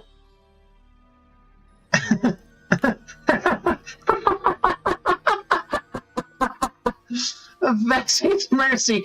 That's a good one. She was not very merciful in my time. And she's not very merciful now, let me tell you. I just joined the crew. They're good people, but Captain's got a little bit of a name convention there. Okay. I must be honest. I am I am tickled pink. That is quite the hilarious joke. Well, allow me to introduce myself. Santara Vey, the mind inside the Undine. And as she says that, the Undine's lights turn on to a solid thrumming, natural ready state, no longer the pulsating yellow. I've never been a ship before, and the bargain I made was that I would inhabit the undersea vehicle for 100 years and a day. Unfortunately, that was almost 80 years ago, as it stands. It is quite frustrating. Well, hopefully you'll be able to make a new bargain to get the years you actually deserve to have out traveling. The ship is magnificent. Thank you. I like to think I look really well. And she smiles as she runs, she kind of floats and runs her fingers over the consoles. Your captain and I need to talk. Go get them. Okay, I'll be right back. I'll swim off, and as I get there, I'm going to tell Valor, sit and stay. She wants the captain. Okay. Who wants who now? Oh, Centaura Bay. The ship is alive. I thought you knew that. Yeah, I went in. She's a lovely lady, but she wants to talk to the captain. Okay. And Okay. Nyafta, you can swim along with your friendo here. Uh-huh. And as you guys arrive at the ship, you see the floating apparition of Sontarave, and she smiles. Greetings, Captain. Greetings to you, Santara. I am Sontarave. I am the mind behind the Undine. Quite literally. It's a pleasure to make your acquaintance. The pleasure is ours. I have a few questions and a few answers that I can impart, and possibly a deal to strike. Oh, I'm examining I'm all weapons now while they're talking. By the way. Sure. Captain, can you tell me why you and your crew have come to look for me after all these years? We were charged with the mission of rescuing you from the deeps. And so here we are. I see. Very well. And if you were to not turn me over to these individuals who paid you, what would be the consequences? Well, I haven't really thought of that because I had not think of the possibility that you as a vessel would refuse. To be But I fair, think- Captain, we haven't been paid yet. No, yes, I know, I understand that. Yeah. But these are two people, if anything, two clans that have agreed to have you retrieve and work together on your repairs and study. These are important people, and us as a crew have a reputation. I think our reputation would be severely harmed if we were to fail this mission. However, there is some level of secrecy to this mission as well. We would lose important customers, but we would not be damaged otherwise. If I But it would hurt were me very much if we lost this consumer. if I were to offer you a way to deliver to your clients exactly what they want and still be free to sail about the seas, would that be something you're interested in? I would be very interested in. I would like to, since you are a sentient being, I would like to bend your will. However, I don't know if my contractors would also have the same line of thought. That's why I'm a little bit afraid of retrieving you, personally. But if you had any information that could help them in their intentions, that would be great. I would also like to let them know that you are a sentient being and that you have a will that they need to respect. I would appreciate that. But here's my deal, Captain. If you get me out of this cavern and have a crew to pilot me, I will follow you on your adventures and act as crew and fellowship for you and yours. In exchange for the freedom for the next 20 years and a day of my previous contract, I will allow you to pilot the ship with my assistance. At the end of those years, I will be free to leave the ship and thus make my own way in the world if I so choose, but then you would have a second ship to your name. Now, in exchange for my freedom to follow you and enjoy the high seas adventures that I was promised, I will give your employers the necessary information on how to reconstruct I imagine they're looking for the power source of this particular ship, which would be the Geneth stone. I know how to make one, and I know the steps that were taken to build it. If you keep me free and clear, then I will give your employers that information so that they may replicate my power core without taking it from me. Very well. Now I'm going to tell you what I think. These people that have contracted us, they're... how can I say it? They have built empires. They're probably very ambitious people, and knowing of the existence of this vessel, they will want to possess it, and with it, you. I am thinking that I should offer them an alternative price while keeping you safe and this ship for what it is. They should not know that we will be piloting this ship, otherwise they will think that we are stealing it from them. Therefore, we should at least provide not only the blueprint for the recreation of the ship, but also the stone. That way, it will be easier for them to achieve to have you while keeping you concealed, and therefore free. I am quite all right with that.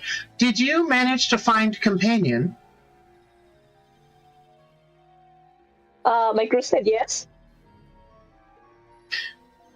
And she frowns as she, disappears for a minute, and then she appears nearby you guys, out of the ship. Oh! Yeah. Mm-hmm. And then she looks, companion! Santara Vey! Excellent! Oh, the rest of you can come on board the ship as well. And she disappears again. That is a very tall lady. And she appears in front of you, Niafta. You have indeed found Companion. That is wonderful news, because Companion has full schematics for building a replica of the Undine. And he is capable of imparting them onto any kind of paper that you would like. A question. Is Companion sentient as well? Yes and no. He does not have a soul as you would understand it, but he is more than the sum of his parts. Right. Then he should also not be retrieved as a prize. Indeed, but he is capable of inscribing the Undine's schematics, the final schematics, weapons, and maneuverability specifications on a crystal. So he would be more than capable of creating a copy that you could bring before your guests. In fact, you should have found copies near where he was located. Did we? Yes, you did. You found actually a few copies of it. You found a few crystals. The first crystal was about the Undine, specifically the schematics, weapon, and maneuverability specifications. The second was about all the different challenge rooms that you would face. And the third was about Santara Vey herself, including a collection of embarrassingly bad love poems written by Osoli. And the best that can be said for them is that they are individually brief.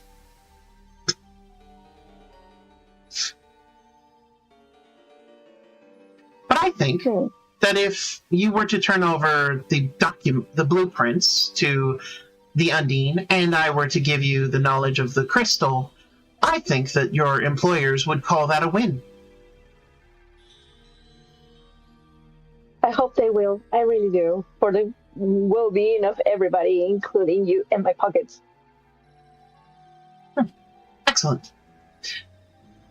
Then we have a deal. I would humbly request that Companion stays to help me pilot the Undine underneath your ship when we are not... You got it.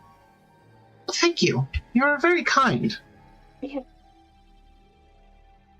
I have no reason to withhold him from you. Excellent. Well, allow me to tell you about the Undine and her specifications. And with that, the image of the Undine kind of fills. The rest of the crew is able to file in also. Bam! The Undine, baby! Damn. Ain't she sexy? Yeah. Does it have a big red button? I mean, No. maybe. Yes. Button. However, so it does have the hunter statistics, so allow me to kind of go over that really quick. Base hunters... Real quick, I wanted to ask Santara if it's possible for her to disable certain functions of the ship. No. Of no, course. Do not deny me my fun, you bastard. We got here at the speed of autism and it was terrifying. We don't need to return at the speed of autism. No, we need to return at the speed of ADHD. It has to be worse. Wait, hold on. What? I feel called out. Excuse me, my ADHD... No, my ADHD is that bad. My mind goes from topics faster than autism. No, we need to go faster. We need to go even further beyond. The doc has seen my mind with skipping between subjects. He knows the speed of ADHD. That's true. Just Jesus. Anyway, Do so not deny me my fun, you bastard. I We will. start with the speed of autism and we end at the speed of ADHD. I'm kind of like trying to piece in my head the levels here, but anyway, I'm gonna stop because it's gonna hurt my brain. Anyway, there's the stat block for hunter ships is as determined by the Seas of Vodari. However, I will go over. So it is a gargantuan-sized vehicle, 60 feet by 20 feet, although the Undine is like half and again larger than that. Creature capacity, 16 small or medium creatures. Cargo capacity, 15 tons. I believe there's a song about that, although I think it's 16 now that I'm sitting here thinking about it. Now, it does have a weak spot, which, you know, or rather, it can hit a weak spot. It takes one person to drive and steer the vehicle. It takes at least one person to operate the harpoon cannon, and it takes 4 individuals to operate the hydro pulse cannons. One person for each. Also, there are bioluminescent lights. The driver causes the vehicle to shed bright light in a 30-foot radius, dim for another 30. The light can be any color, and the lights can be extinguished by the driver as a bonus action. Now then, the Undine herself is actually a very special ship, because she has additional features. So first things first, she has resistance but not immunity to psychic damage because there is an intelligence on board her. Centaura Vey is friendly towards the crew. She can act as a member of the crew in ship combat. Well, if she's friendly, which she is. So she is essentially a permanent crew member that is on the Undine and takes up no space. If reduced to 0 hit points, but all major parts remain together, the Undine is not destroyed, but it is unconscious until it regains at least 1 hit point. It regains hit points on its own every 30 days after it's reduced to 0. It has 2 legendary actions, which it can take at the end of another vehicle or creature's turn. It regains all expended legendary actions at the end of its turn. It can spend 1 legendary action to shield passengers from the charmed and frightened conditions, granting them advantage on saves to avoid or end those conditions until the start of its next turn. It can spend 1 legendary action to use the dodge action. And then immediately after a creature or vehicle's turn, it can spend a legendary action to grant advantage on attacks against that creature or vehicle until the start of its next turn. And for the last legendary action, it can spend 1 to grant advantage to 1 passenger's Arcana, History, Investigation, or Nature ability checks until the start of its next turn. So Centaura Vey's brain is also up for helping you. Yay. Wow. But yes, She is, in fact, super sexy. I see. And you guys have a choice. It seems like Niafta's plan is to offer Lang, Tea Leaf, and Kage the blueprints for both the Power Stone and the Undine itself in order to basically let you guys keep the finished model. And Sontara Bay. Correct me if I'm wrong, Niafta.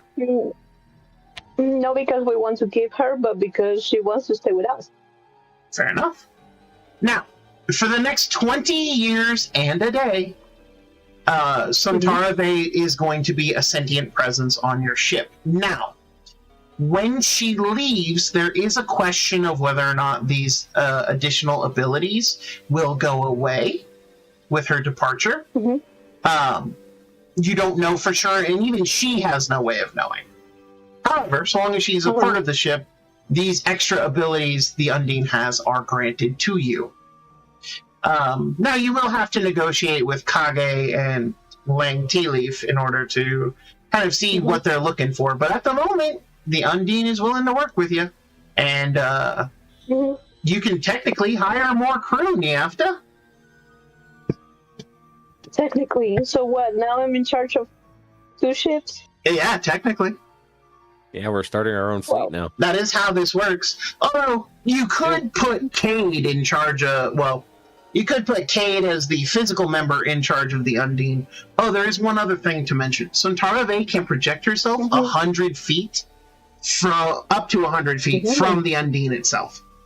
So technically, if you wanted her to, appear on, so the way I'm thinking of it is, if... she can appear anywhere in the Undine, just as a give me. But say, for instance, you have... This is the ocean, right? If you have your boat up top, and then you had the Undine at the bottom, she could technically appear on the deck of your ship, or at least in most places on your ship. That's what I was thinking. And I would have the Undine, since the Undine has submarine capabilities, right? That is correct. The Undine is a submersible. I would have the Undine, moving under the Vex's Mercy, so it's also, non-seen, let's say. Just an extra precaution. Fair enough. That is totally and 100% possible. Is there any questions?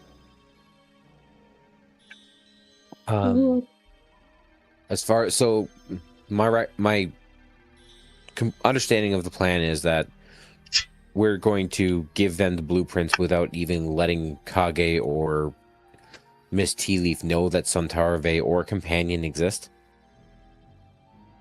No, they already know they exist. They sent us to find it.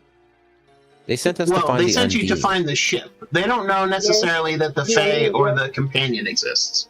So they don't know anything about the Fae or the automaton. Yeah. So that's the idea. How are we going to get it through? That's something we have to think very carefully. Well, I mean, the Companion can recreate the blueprints on a piece of paper with practically with ease at that point. And as far as Sontara Bay giving up the means to make the power source, it could either, I'm not even sure she has the ability to I don't know, possess another person and then make the blueprints. So she can have she can actually possess Companion, and she can use the spell Gem Scribe to inscribe them on a crystal, much like the treasure map you guys followed. Which I guess those two things in and of itself, we can't, I can't claim that the Undine was destroyed. I can't lie. Yes. I know. This way, you don't have to be at the negotiation. No, just kidding. Yes. No, I was thinking about that because if what's to tell you, Tilly is going to want to get her hands on the original Undine. Though I see her being more reasonable into respecting the will of Santara if she was to understand that the ship is sentient.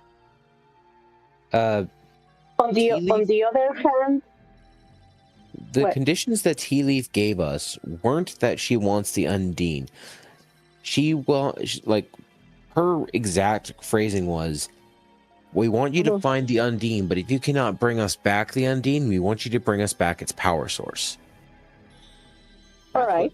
That's what she wants. She wants the power source or the means to create it herself. So by giving her that, we uphold our end of the bargain. Yes, it should be enough that we present it. It's just that, let's say, Kage, it's going to be more interesting to know what really happened to the ship. I just hope he doesn't ask me. That is entirely possible. Kage might indeed be curious as to what happened to the ship. So we're either going to have a really good story or we're going to have to tell the truth. I mean, and there's going to be some kind of conflict of interest. Kage and Tea Leaf are working together on this, so they basically ask for the same thing. But they also have different ways to approach situations. That is true. They do have different ways. So at that point, the negotiations are yours. I don't necessarily need to even take part in that meeting. That is I'm usually just there. I'm usually just there because, if I'm not mistaken, I am the. Am I first mate or am I quarter? No, yeah, I'm first mate. That's the only reason I'm there, is because I'm the first mate. Which I can be there. I don't have to even speak. That is correct. But for now, are you guys ready to get out of the out of this locale? Big red button.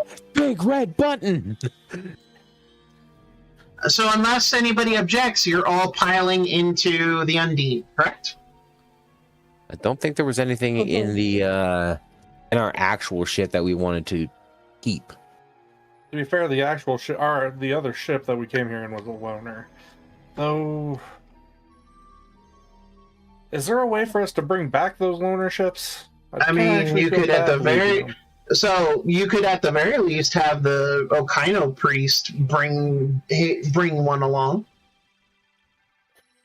That would work. You know what? So he can take the one that they came in, and I can take the one that we came in, and then they were dropped off. They were dropped off, yeah. So the Tevara team was dropped off here, and then told that they would be coming back in a few days. So they had planned to be here a minute. I mean, at the same time, we could also just tow the thing. Could do. We could, but it'd be faster if I just pilot alongside next to you guys. So me and the priest will hop in the old ship. Do we still have to shoot our way out of the cavern in it? Absolutely. Yes. Yes, you do. Okay. So, if we're already shooting our way out of the cavern, wouldn't we need to then ride it up to the surface to get away from the vortex of the sinking cavern, So the cavern's full of water too. Okay. Yeah, no. So the whole of Zarantil, you guys have been underwater this whole time. This is an underwater fortress. So we don't have to worry about the depressurization of it filling with water then. Correct. No. Explode. You won't explode. I would suggest if we're in the cavern, when you shoot your way out, we will be crushed, but we won't explode. I think that... Not if you're in the Undine. Not if we're in the Undine. And to be fair, there is one thing I want to do prior to us leaving, and I'm doing this both for myself and for Santarve. I'm burying the dwarf. Okay. When you shoot your way out and it collapses, the cavern collapses, he will be buried. Yeah, but not with proper rites. Paladin, remember? I mean, yeah, you're welcome to. Okay, but who says that his beliefs lined up with your god? He loved the Fae. Shouldn't you go with her beliefs because it's more in line with? To be fair, I follow a god and I've shacked up with a few Fae, so that still doesn't you really shacked up say with anything about his everybody. That beliefs. doesn't really limit down the conversation. You're not wrong. Bitches love the tentacles. Yeah, Mhm. Look, And apparently Valor. I'm just burying the dwarf because it just seems wrong to leave him rotting in the ocean. He's not rotting. He's already decayed. He's a skeleton. He's literally like nothing is what left is on that? him to rot off. Tentacles. That is not something you need to know, Valor. Fuck. Graham. Oh yeah, Valor, you don't need to know. No, I don't need to know. I don't need to know. I do know, and I still don't want to know. I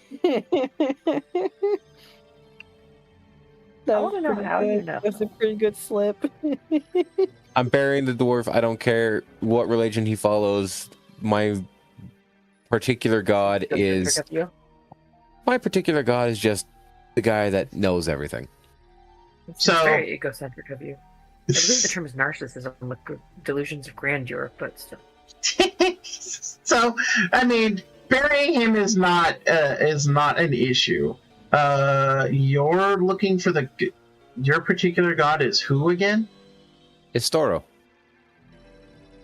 You guys don't follow Yeah. multiple? Estoro, god of wisdom. Wait, who?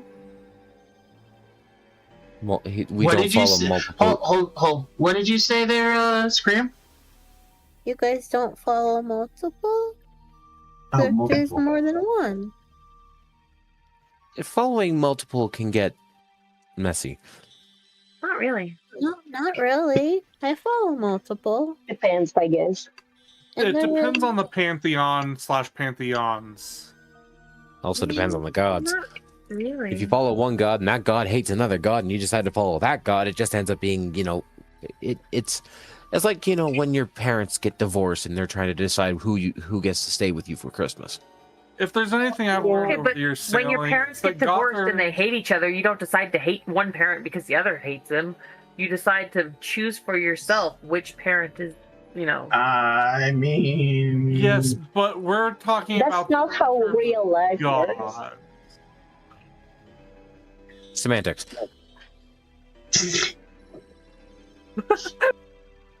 Anyway, so yes, you can bury the dwarf. But as you bury the dwarf, Suntara actually appears. And she watches because she actually can't physically help you. But as she does, she begins to sing a song. She's technically singing in Sylvan. So those of you who speak Sylvan would know it. But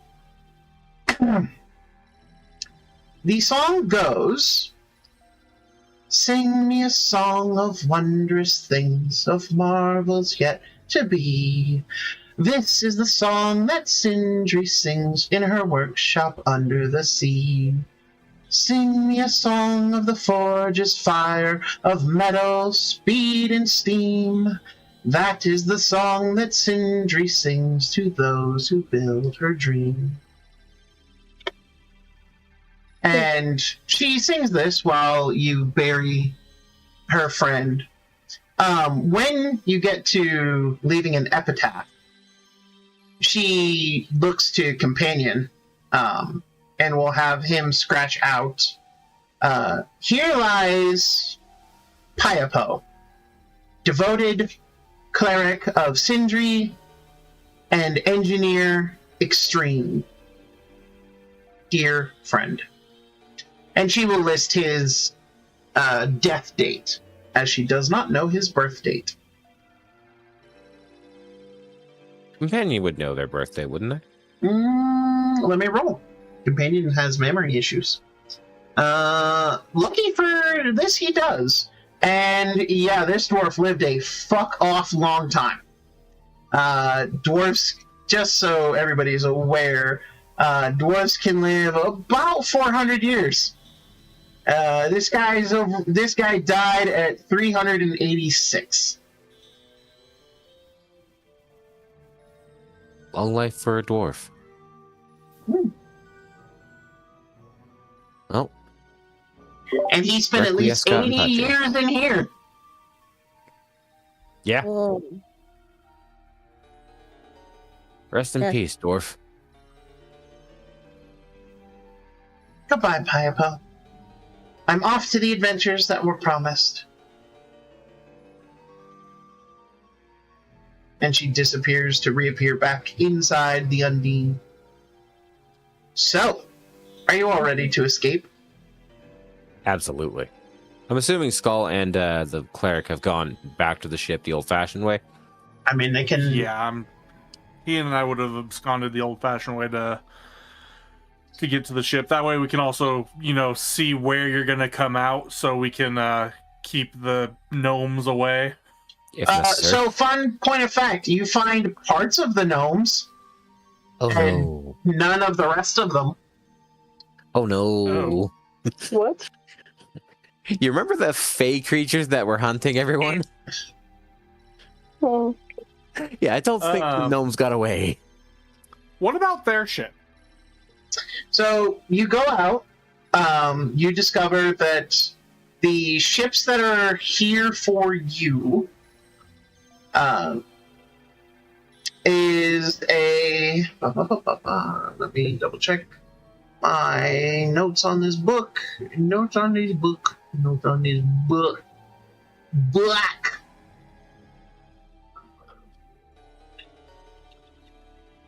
You guys would have been given a... Yeah, you guys would have been given a skiff. Skiff. what's a skiff?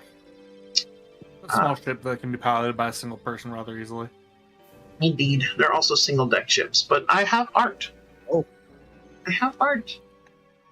I have the art! It is arty! As long as it's not already the party. That guy pissed me off after having listened to him for so long. Dude, it's fucking same. Yeah.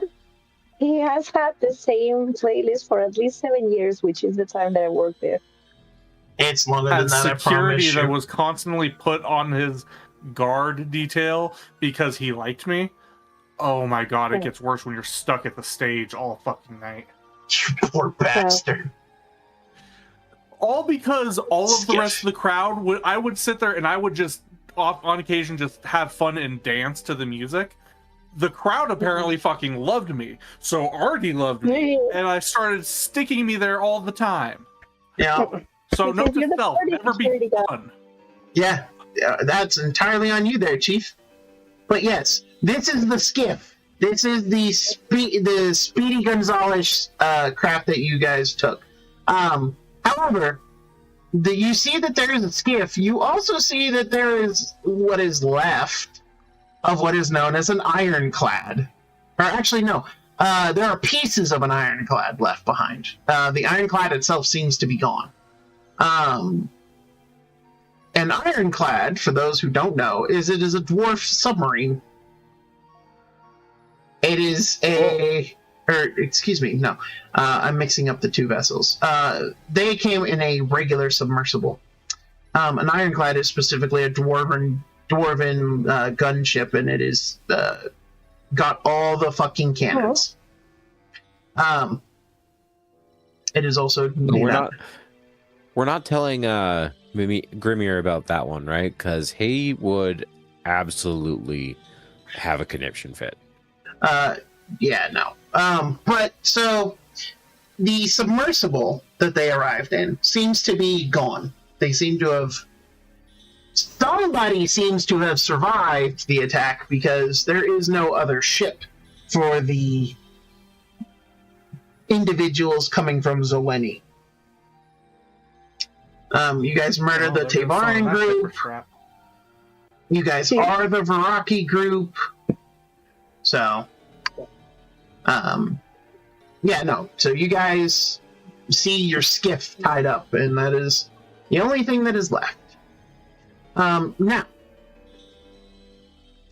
For those of you in the Undine,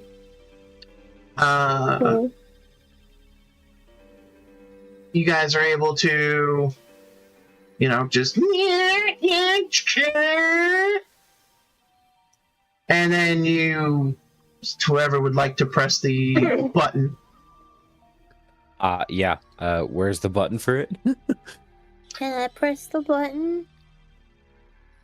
I can't argue with that tone of voice. You can press the button.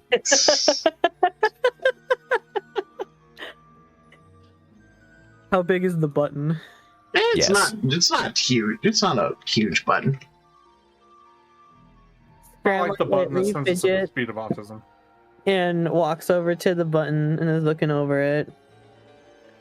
And he glances to everyone. Are you sure it's okay for me to press the button? Yes. Oh, I put my hand on it and I give it a little push. You push the button and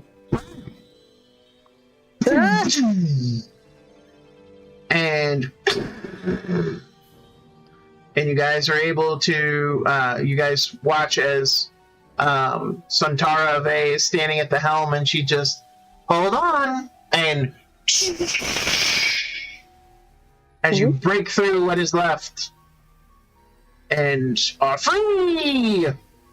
up and out! Yay! And Skull, you do in fact see Breathing there again. you do in fact see where they came out of, so it's easy to I'll find skip them. over. Yep. Now I am adding some stuff because you did in fact find a bunch of stuff, so I'm making sure that you guys found it, and making sure that your party loot is updated.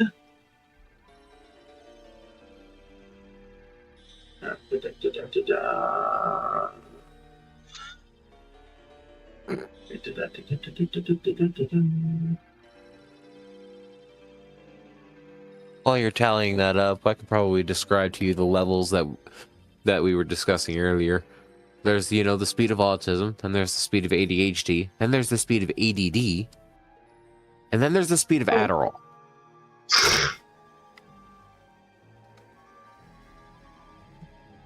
As someone who has tried multiple prescriptions for ADHD, so far Ritalin is the one that hits the fastest. Well, I don't want to talk about Ritalin speed because you know what? There's only so much whiplash I can take. Why do you have to go fast all the time? It's okay to take it slow sometimes as long as you're making the effort. Speed is key when you're traveling. Listen, as long as you're making progress, we're proud of you. You're doing amazing, and you can keep it up. We're so proud of you. How old are Keep you, Skull? going. You got this. Older than you. I think Skull was talking to our watchers, not just to Scram. I was thinking he was talking to me. I could be, because I'm 35. How old are you, bitch? 19. I mean, yeah, technically he could be talking to you. I'm But- pretty sure I am the oldest one on the ship. Captain Ziggy, I'm as old as the world. Not anymore. Not anymore. Technically, Captain Ziggy, if we want to get real technical, being a chaos spirit, I'm technically as old as the universe, but I'm, not humble bragging. The oldest person on the ship right now is Santara Bay. Truth. Yep. Truth. See,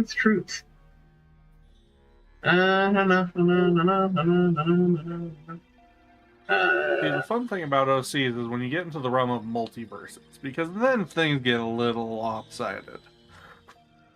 I don't travel the multiverse often. This verse is pretty interesting. Let's see. Okay, cool. I have added all of that beautiful stuff to your to your party loot. You guys acquired a lot of stuff in here. A lot of scrap metal and lots of like metal that can be used to repair your ships and whatnot. So, you guys have like 240 pounds of parts for damaged hydro pulse cannons, metal, glass, and other materials. Guys have 500 pounds of steel and other materials that you can either use to sell to scrap metal to scrap vendors, or to make repairs to the ship, or to even add metal coating to the Vessie's Mercy. You guys are capable of salvaging the cannons, which I'm assuming you do, thanks to Mune, because she is very tech savvy. So technically, you have enough spare parts to properly fix 2 hydropulse cannons without any issues. And we could probably put those hydropulse cannons on the Vessie's Mercy after we get the Elven warship, if we still get it. Yep. So, there's a lot. Again, you guys have acquired a lot of goodies. So you definitely have all the things. Now, the ride back to actually, Niafta, where would you head? Would you head to Would you head back to Damari in order to return the skiff first, or would you head over to Viraki first? We need to drop the priest, right? You can, in fact, drop the priest back at Port Damari. That, and we still need to get our ship, which is at Port Damari. That is true. The Vessie's Mercy is at Damari. Let's go get our ship. That, and I don't. I was gonna say either that, or you guys could make your way to Viraki, and I could make my way back with the Mercy. Well, I mean, at the same time, I don't think Niafta wants to leave Thok behind. I mean, or Tiny Sensei. Like, why? Or Tiny Sensei, the ship itself for what it is. I mean, if we are going to head somewhere where people is expecting us to bring over a ship. Yeah. So you guys head towards. You guys have another ship. Indubitably. So you guys head back to Damari. So I will be fully advertising for hiring on the cleric. He did a good job keeping me alive, so I fully say I want him as a crew member. I have no issues with this, because he was also not immediately hostile towards us. That, and he is not actually of the Tevarin belief. Right. Well, I don't oppose to this idea. So as you guys if the priest has a will to be part of the new crew, then yeah, he can of course participate, as already shown his capabilities. Very well. So you guys arrive at Port Damari, and as you do, the lovely lady who assisted you. Let me find her name real quick, because I know it was in here. Carlo Silver Pearl. No. That's not who it was. It was someone else. Who was it? I know it might have been a Silver Pearl, but I don't think it was Carlo. Jewel of the Sea. Under the Sea.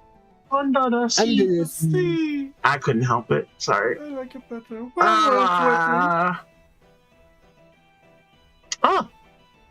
some reason I might have missed that. Okay. Hold on just a moment, then I will go to the actual location. This is the Sunlit Seas, yes. The Balsy. Damari.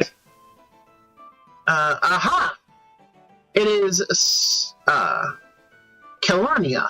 Kelania Silver Pearl is half human and half sea elf. She is the current leader.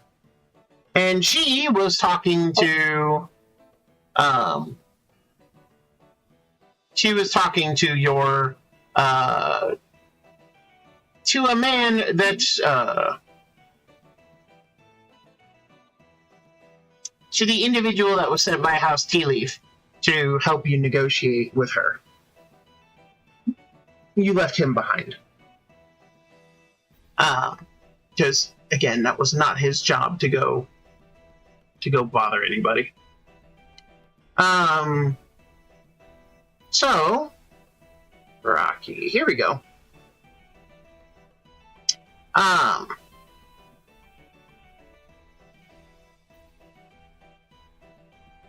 Yeah, okay.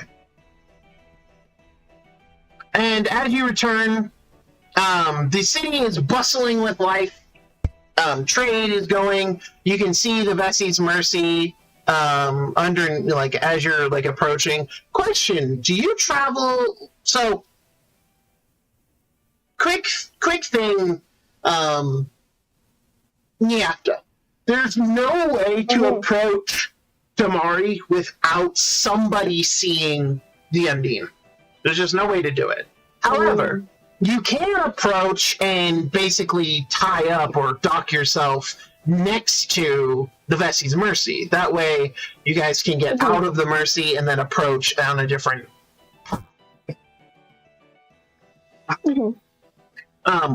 Is that what your plan is? I mean, to be fair, we could just, like, as we're getting closer, we could probably just get out of the Undine. Yeah, because as we approach port, the waters are going to be shallower, so there's not gonna be much space for the Undine to maneuver. They will have to emerge. I mean, we could get out of the Undine and into the skiff because there's enough space on the skiff to get back to the port. That is true. Yes. You could do that, and then you could have self-piloting. Yes, that is true. And then you could have companion, piloted away. Where would you have companion pilot the Undine? Where can it be safe? Roll a... You know what? Go ahead and roll a intelligence check for me. Intelligence.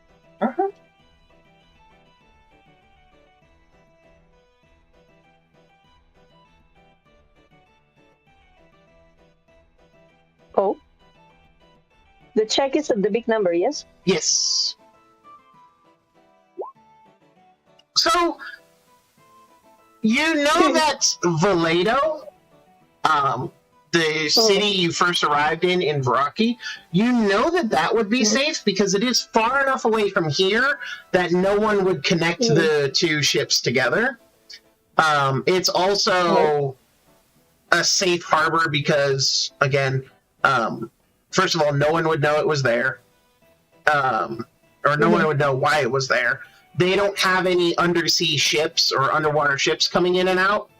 And it's a friendly port to you and the Vessie's Mercy because you have helped them in the past. Right. So you could send it there. Okay, it sounds good. Yes, but I would like the ship to be fully prepared. So I want to order a companion to get the ship there, but also do the preparation because there was a long list of things, accessories, not powder, but the fuel and the substance for the guns and all that. So it would be good to get some ready so that the Undine is able to defend itself had it come across another ship that is excessively curious towards the Undine. That he can do. Between him and Santara they can, in fact, get the ship ready to be, to defend itself if needed, and also to hide out in the shallow waters near Valledo for you guys to appear on the Vessie's Mercy. So that is something that is that is able to happen. So you guys disembark the Undine. Santara and companion head off to Valledo. You guys get on the skiff with Stahl and the priest. The priest's name is Wake.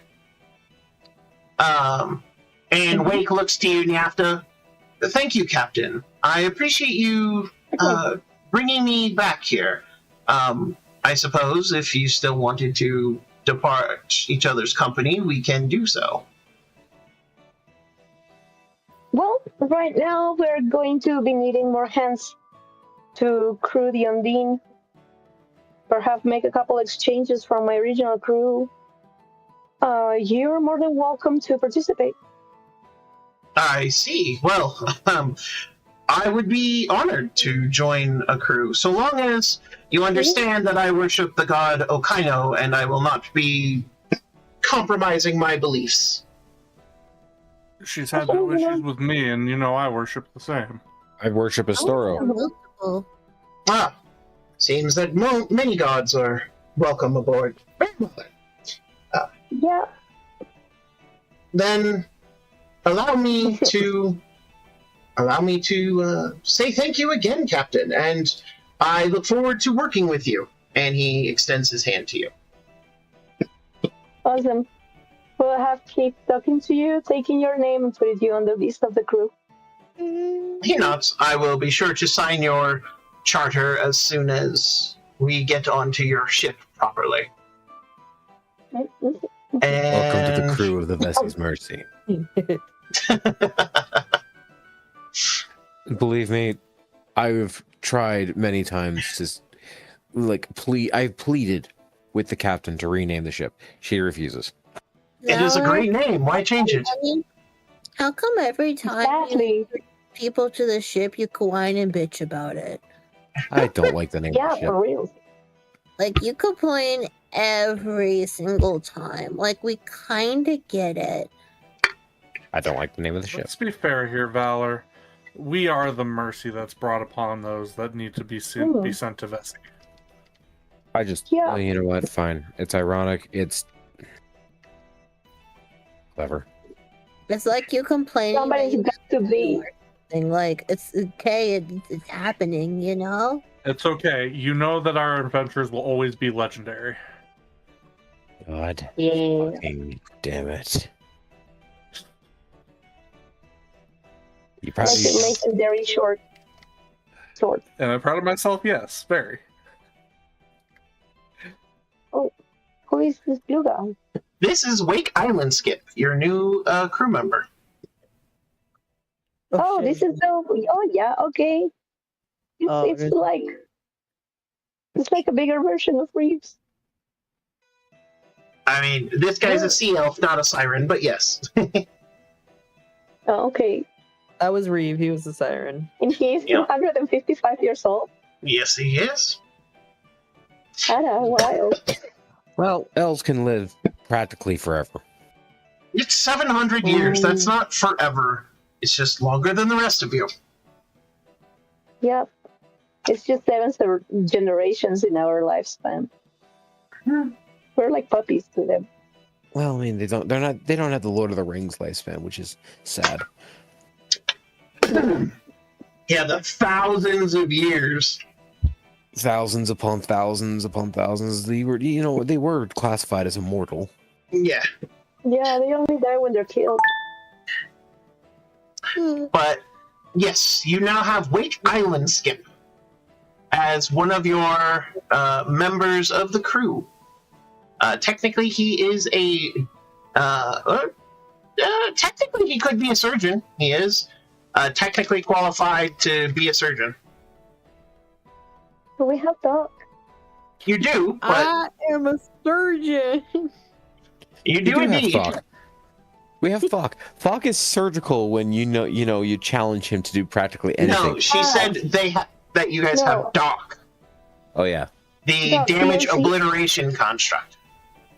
I thought you said. I thought you said Thok because he is also Yeah. a surgeon in a way. Oh, yeah. Yeah, he will have people extirpated of my presence when I need it. Yep. Indubitably. We don't now- have power word kill. We have power word Thok, and I think Wake is gonna find that hilarious. It's entirely possible. So, as you guys arrive back at the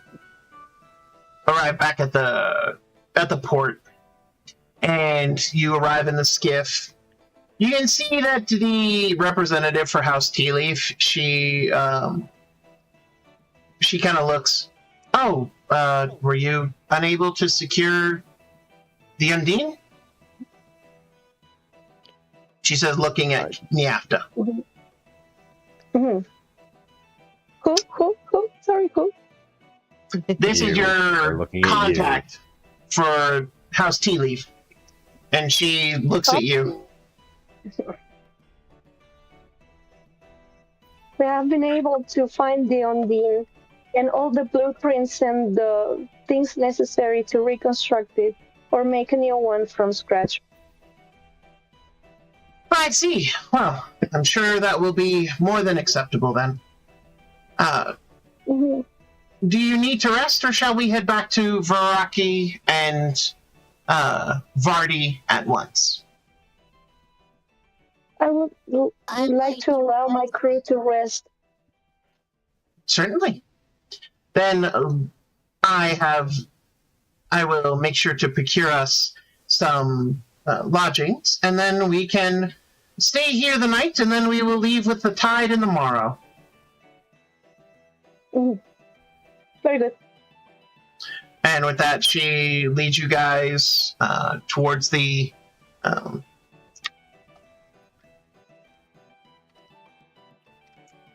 she leads you guys to the to a tavern, or rather an inn. And you guys are able to relax. You guys can wash up, get baths, get food. All in all, do whatever it is you need. And The rusty anchor, a safe port for all. there you go.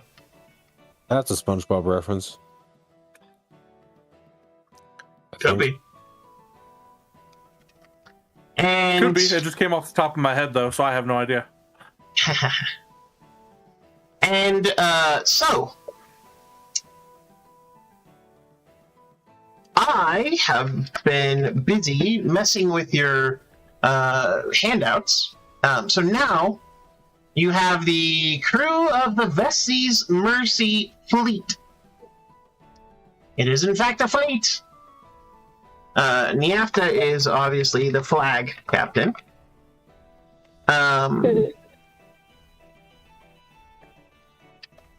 Technically, Santara Vey is the Undine captain when Niafta's not on board.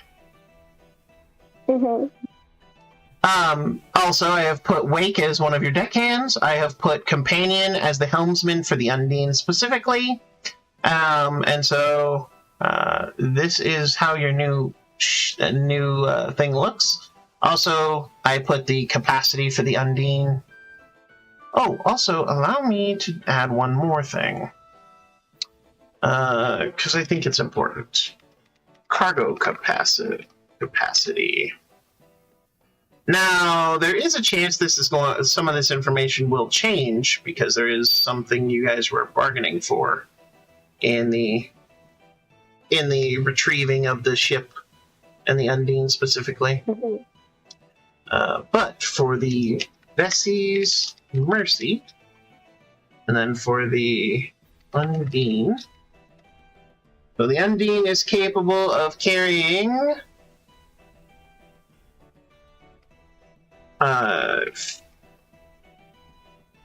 she's capable of carrying 15 tons. Current is going to be we'll call it unbold, please. Thank you. Call it 500. Actually, we'll call it 750 LBS, because the Undine is currently stocked with all of the basically supplies and extra gear that you guys were able to obtain. Now, you guys are still technically in a sloop in terms of game design in the Vessi's Mercy, which is 65 tons. And current capacity. Current. You guys have. Is there any cargo on your ship that I didn't know about? Not as of right now. I think we offloaded everything last time. Whatever's on there is just basically what we don't carry every day. And food and supplies to survive your ship, so we'll call it 2 tons. But 2 tons is enough food and supplies to keep you guys fed for a long time. Enough, sailcloth and wood and other materials. So here you guys go. The crew of the Vessie's Mercy fleet. You guys now have a fleet of ships. Wow. Oh, hell yeah. I would like to keep my crew at the possible minimum because it gives me such anxiety. Don't worry. You only really have to control the 5 of us. 6 of us.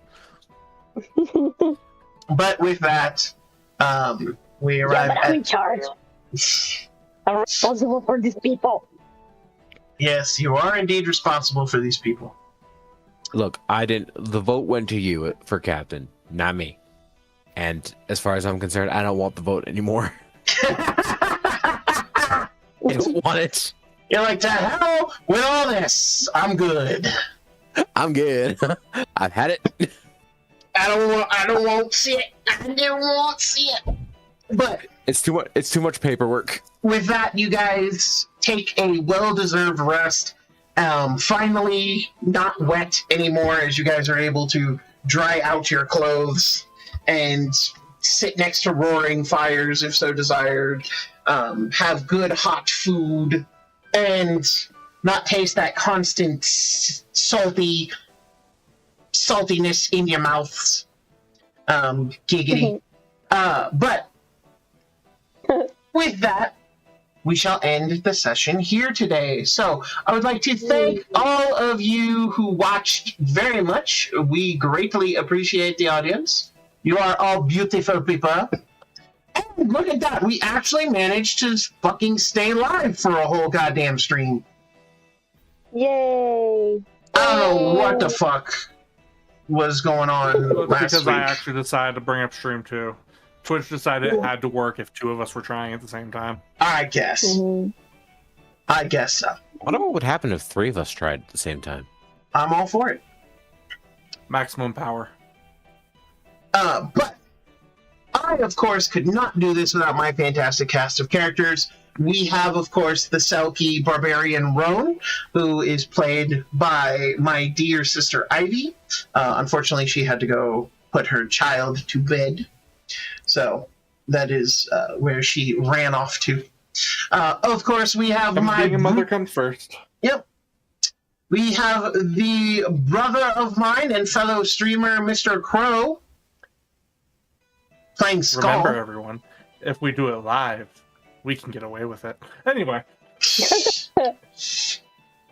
We have the ever lovely Laura playing Captain Niasta, now captain of her own fleet.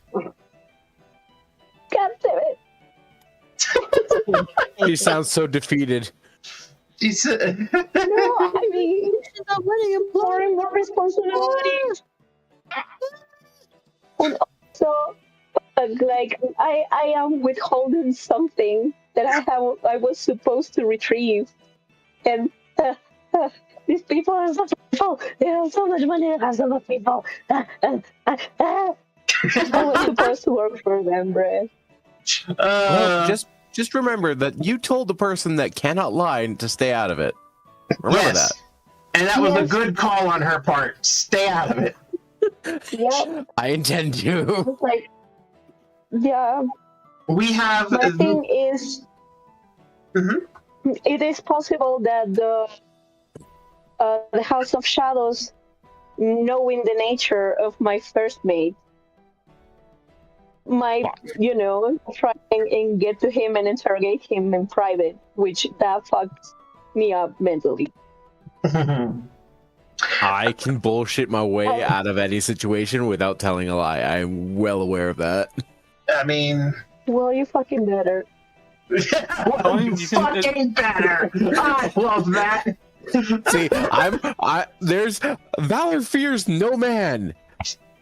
Niafta is not a man. I was waiting. Listen, if it can bleed for 7 days and not die, it scares the living hell out of me. I know, right? And on that note, we have Mr. Emil playing our Selkie Warlock Scram. To the window. To the wall. To my Oh, hell yeah. This I ain't hanging out with y'all. Sleep. Sleeping is always good. And then last but certainly never least, we have Mr. Vux playing Valor, our Yuan-Ti Abomination Paladin. Thank you for calling me an you're abomination. We have That's upgraded technically us. what you are called. You are in the Yuan-Ti Abomination. And it's technically Fair your point. species. That's not my fault. You wanted to point. play the Lamia creature, so there you go. Fair point. We have upgraded our speed settings. We're no longer going at the speed of autism. We're going at the speed of ADHD. Yeah, apparently. Well, Apparently it's an upgrade. I don't know how. Don't ask me questions, and I shall tell thee no lies. But, mhm. I mean, I might lie to you anyway because it might be funny, but, I haven't decided that. But it might be Yes, funny. you had. Shut up. It's okay, you're my abomination. Okay, you're the only one here with a monster fucker license. Is it know. not even close? I'm right here. Wait. The fuck are you talking about? Oh, shit. Anyway, Did moving you right know along. I have... The difference between Arctic and Antarctica is one means bears and one means no bears. Even better yet, did you know that the people that came up with the terms didn't even know that there weren't any bears on the opposite side of the planet? They just guessed and were right. Oh shit! You did know. Did you know that Ohana means family? Bam! The most Not important the- lesson of the day. Not in the Anyway, live action remake.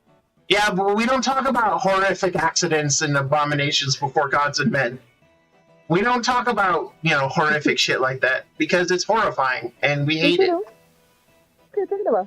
But anyway, with that, I have, of course, been your Master of the Seas, your Dungeon Master, Dr. John Wolfenstein. Thank you so much for watching, and until next time, please stay healthy, my friends. Thank you for hanging out with us, everyone. I hope you enjoyed today's show. And remember, it doesn't take a whole lot to make someone's life a hell of a lot better. So let's get out there and spread happiness like a virus. Bye, everyone. Spread virus Bye. like disease. What's some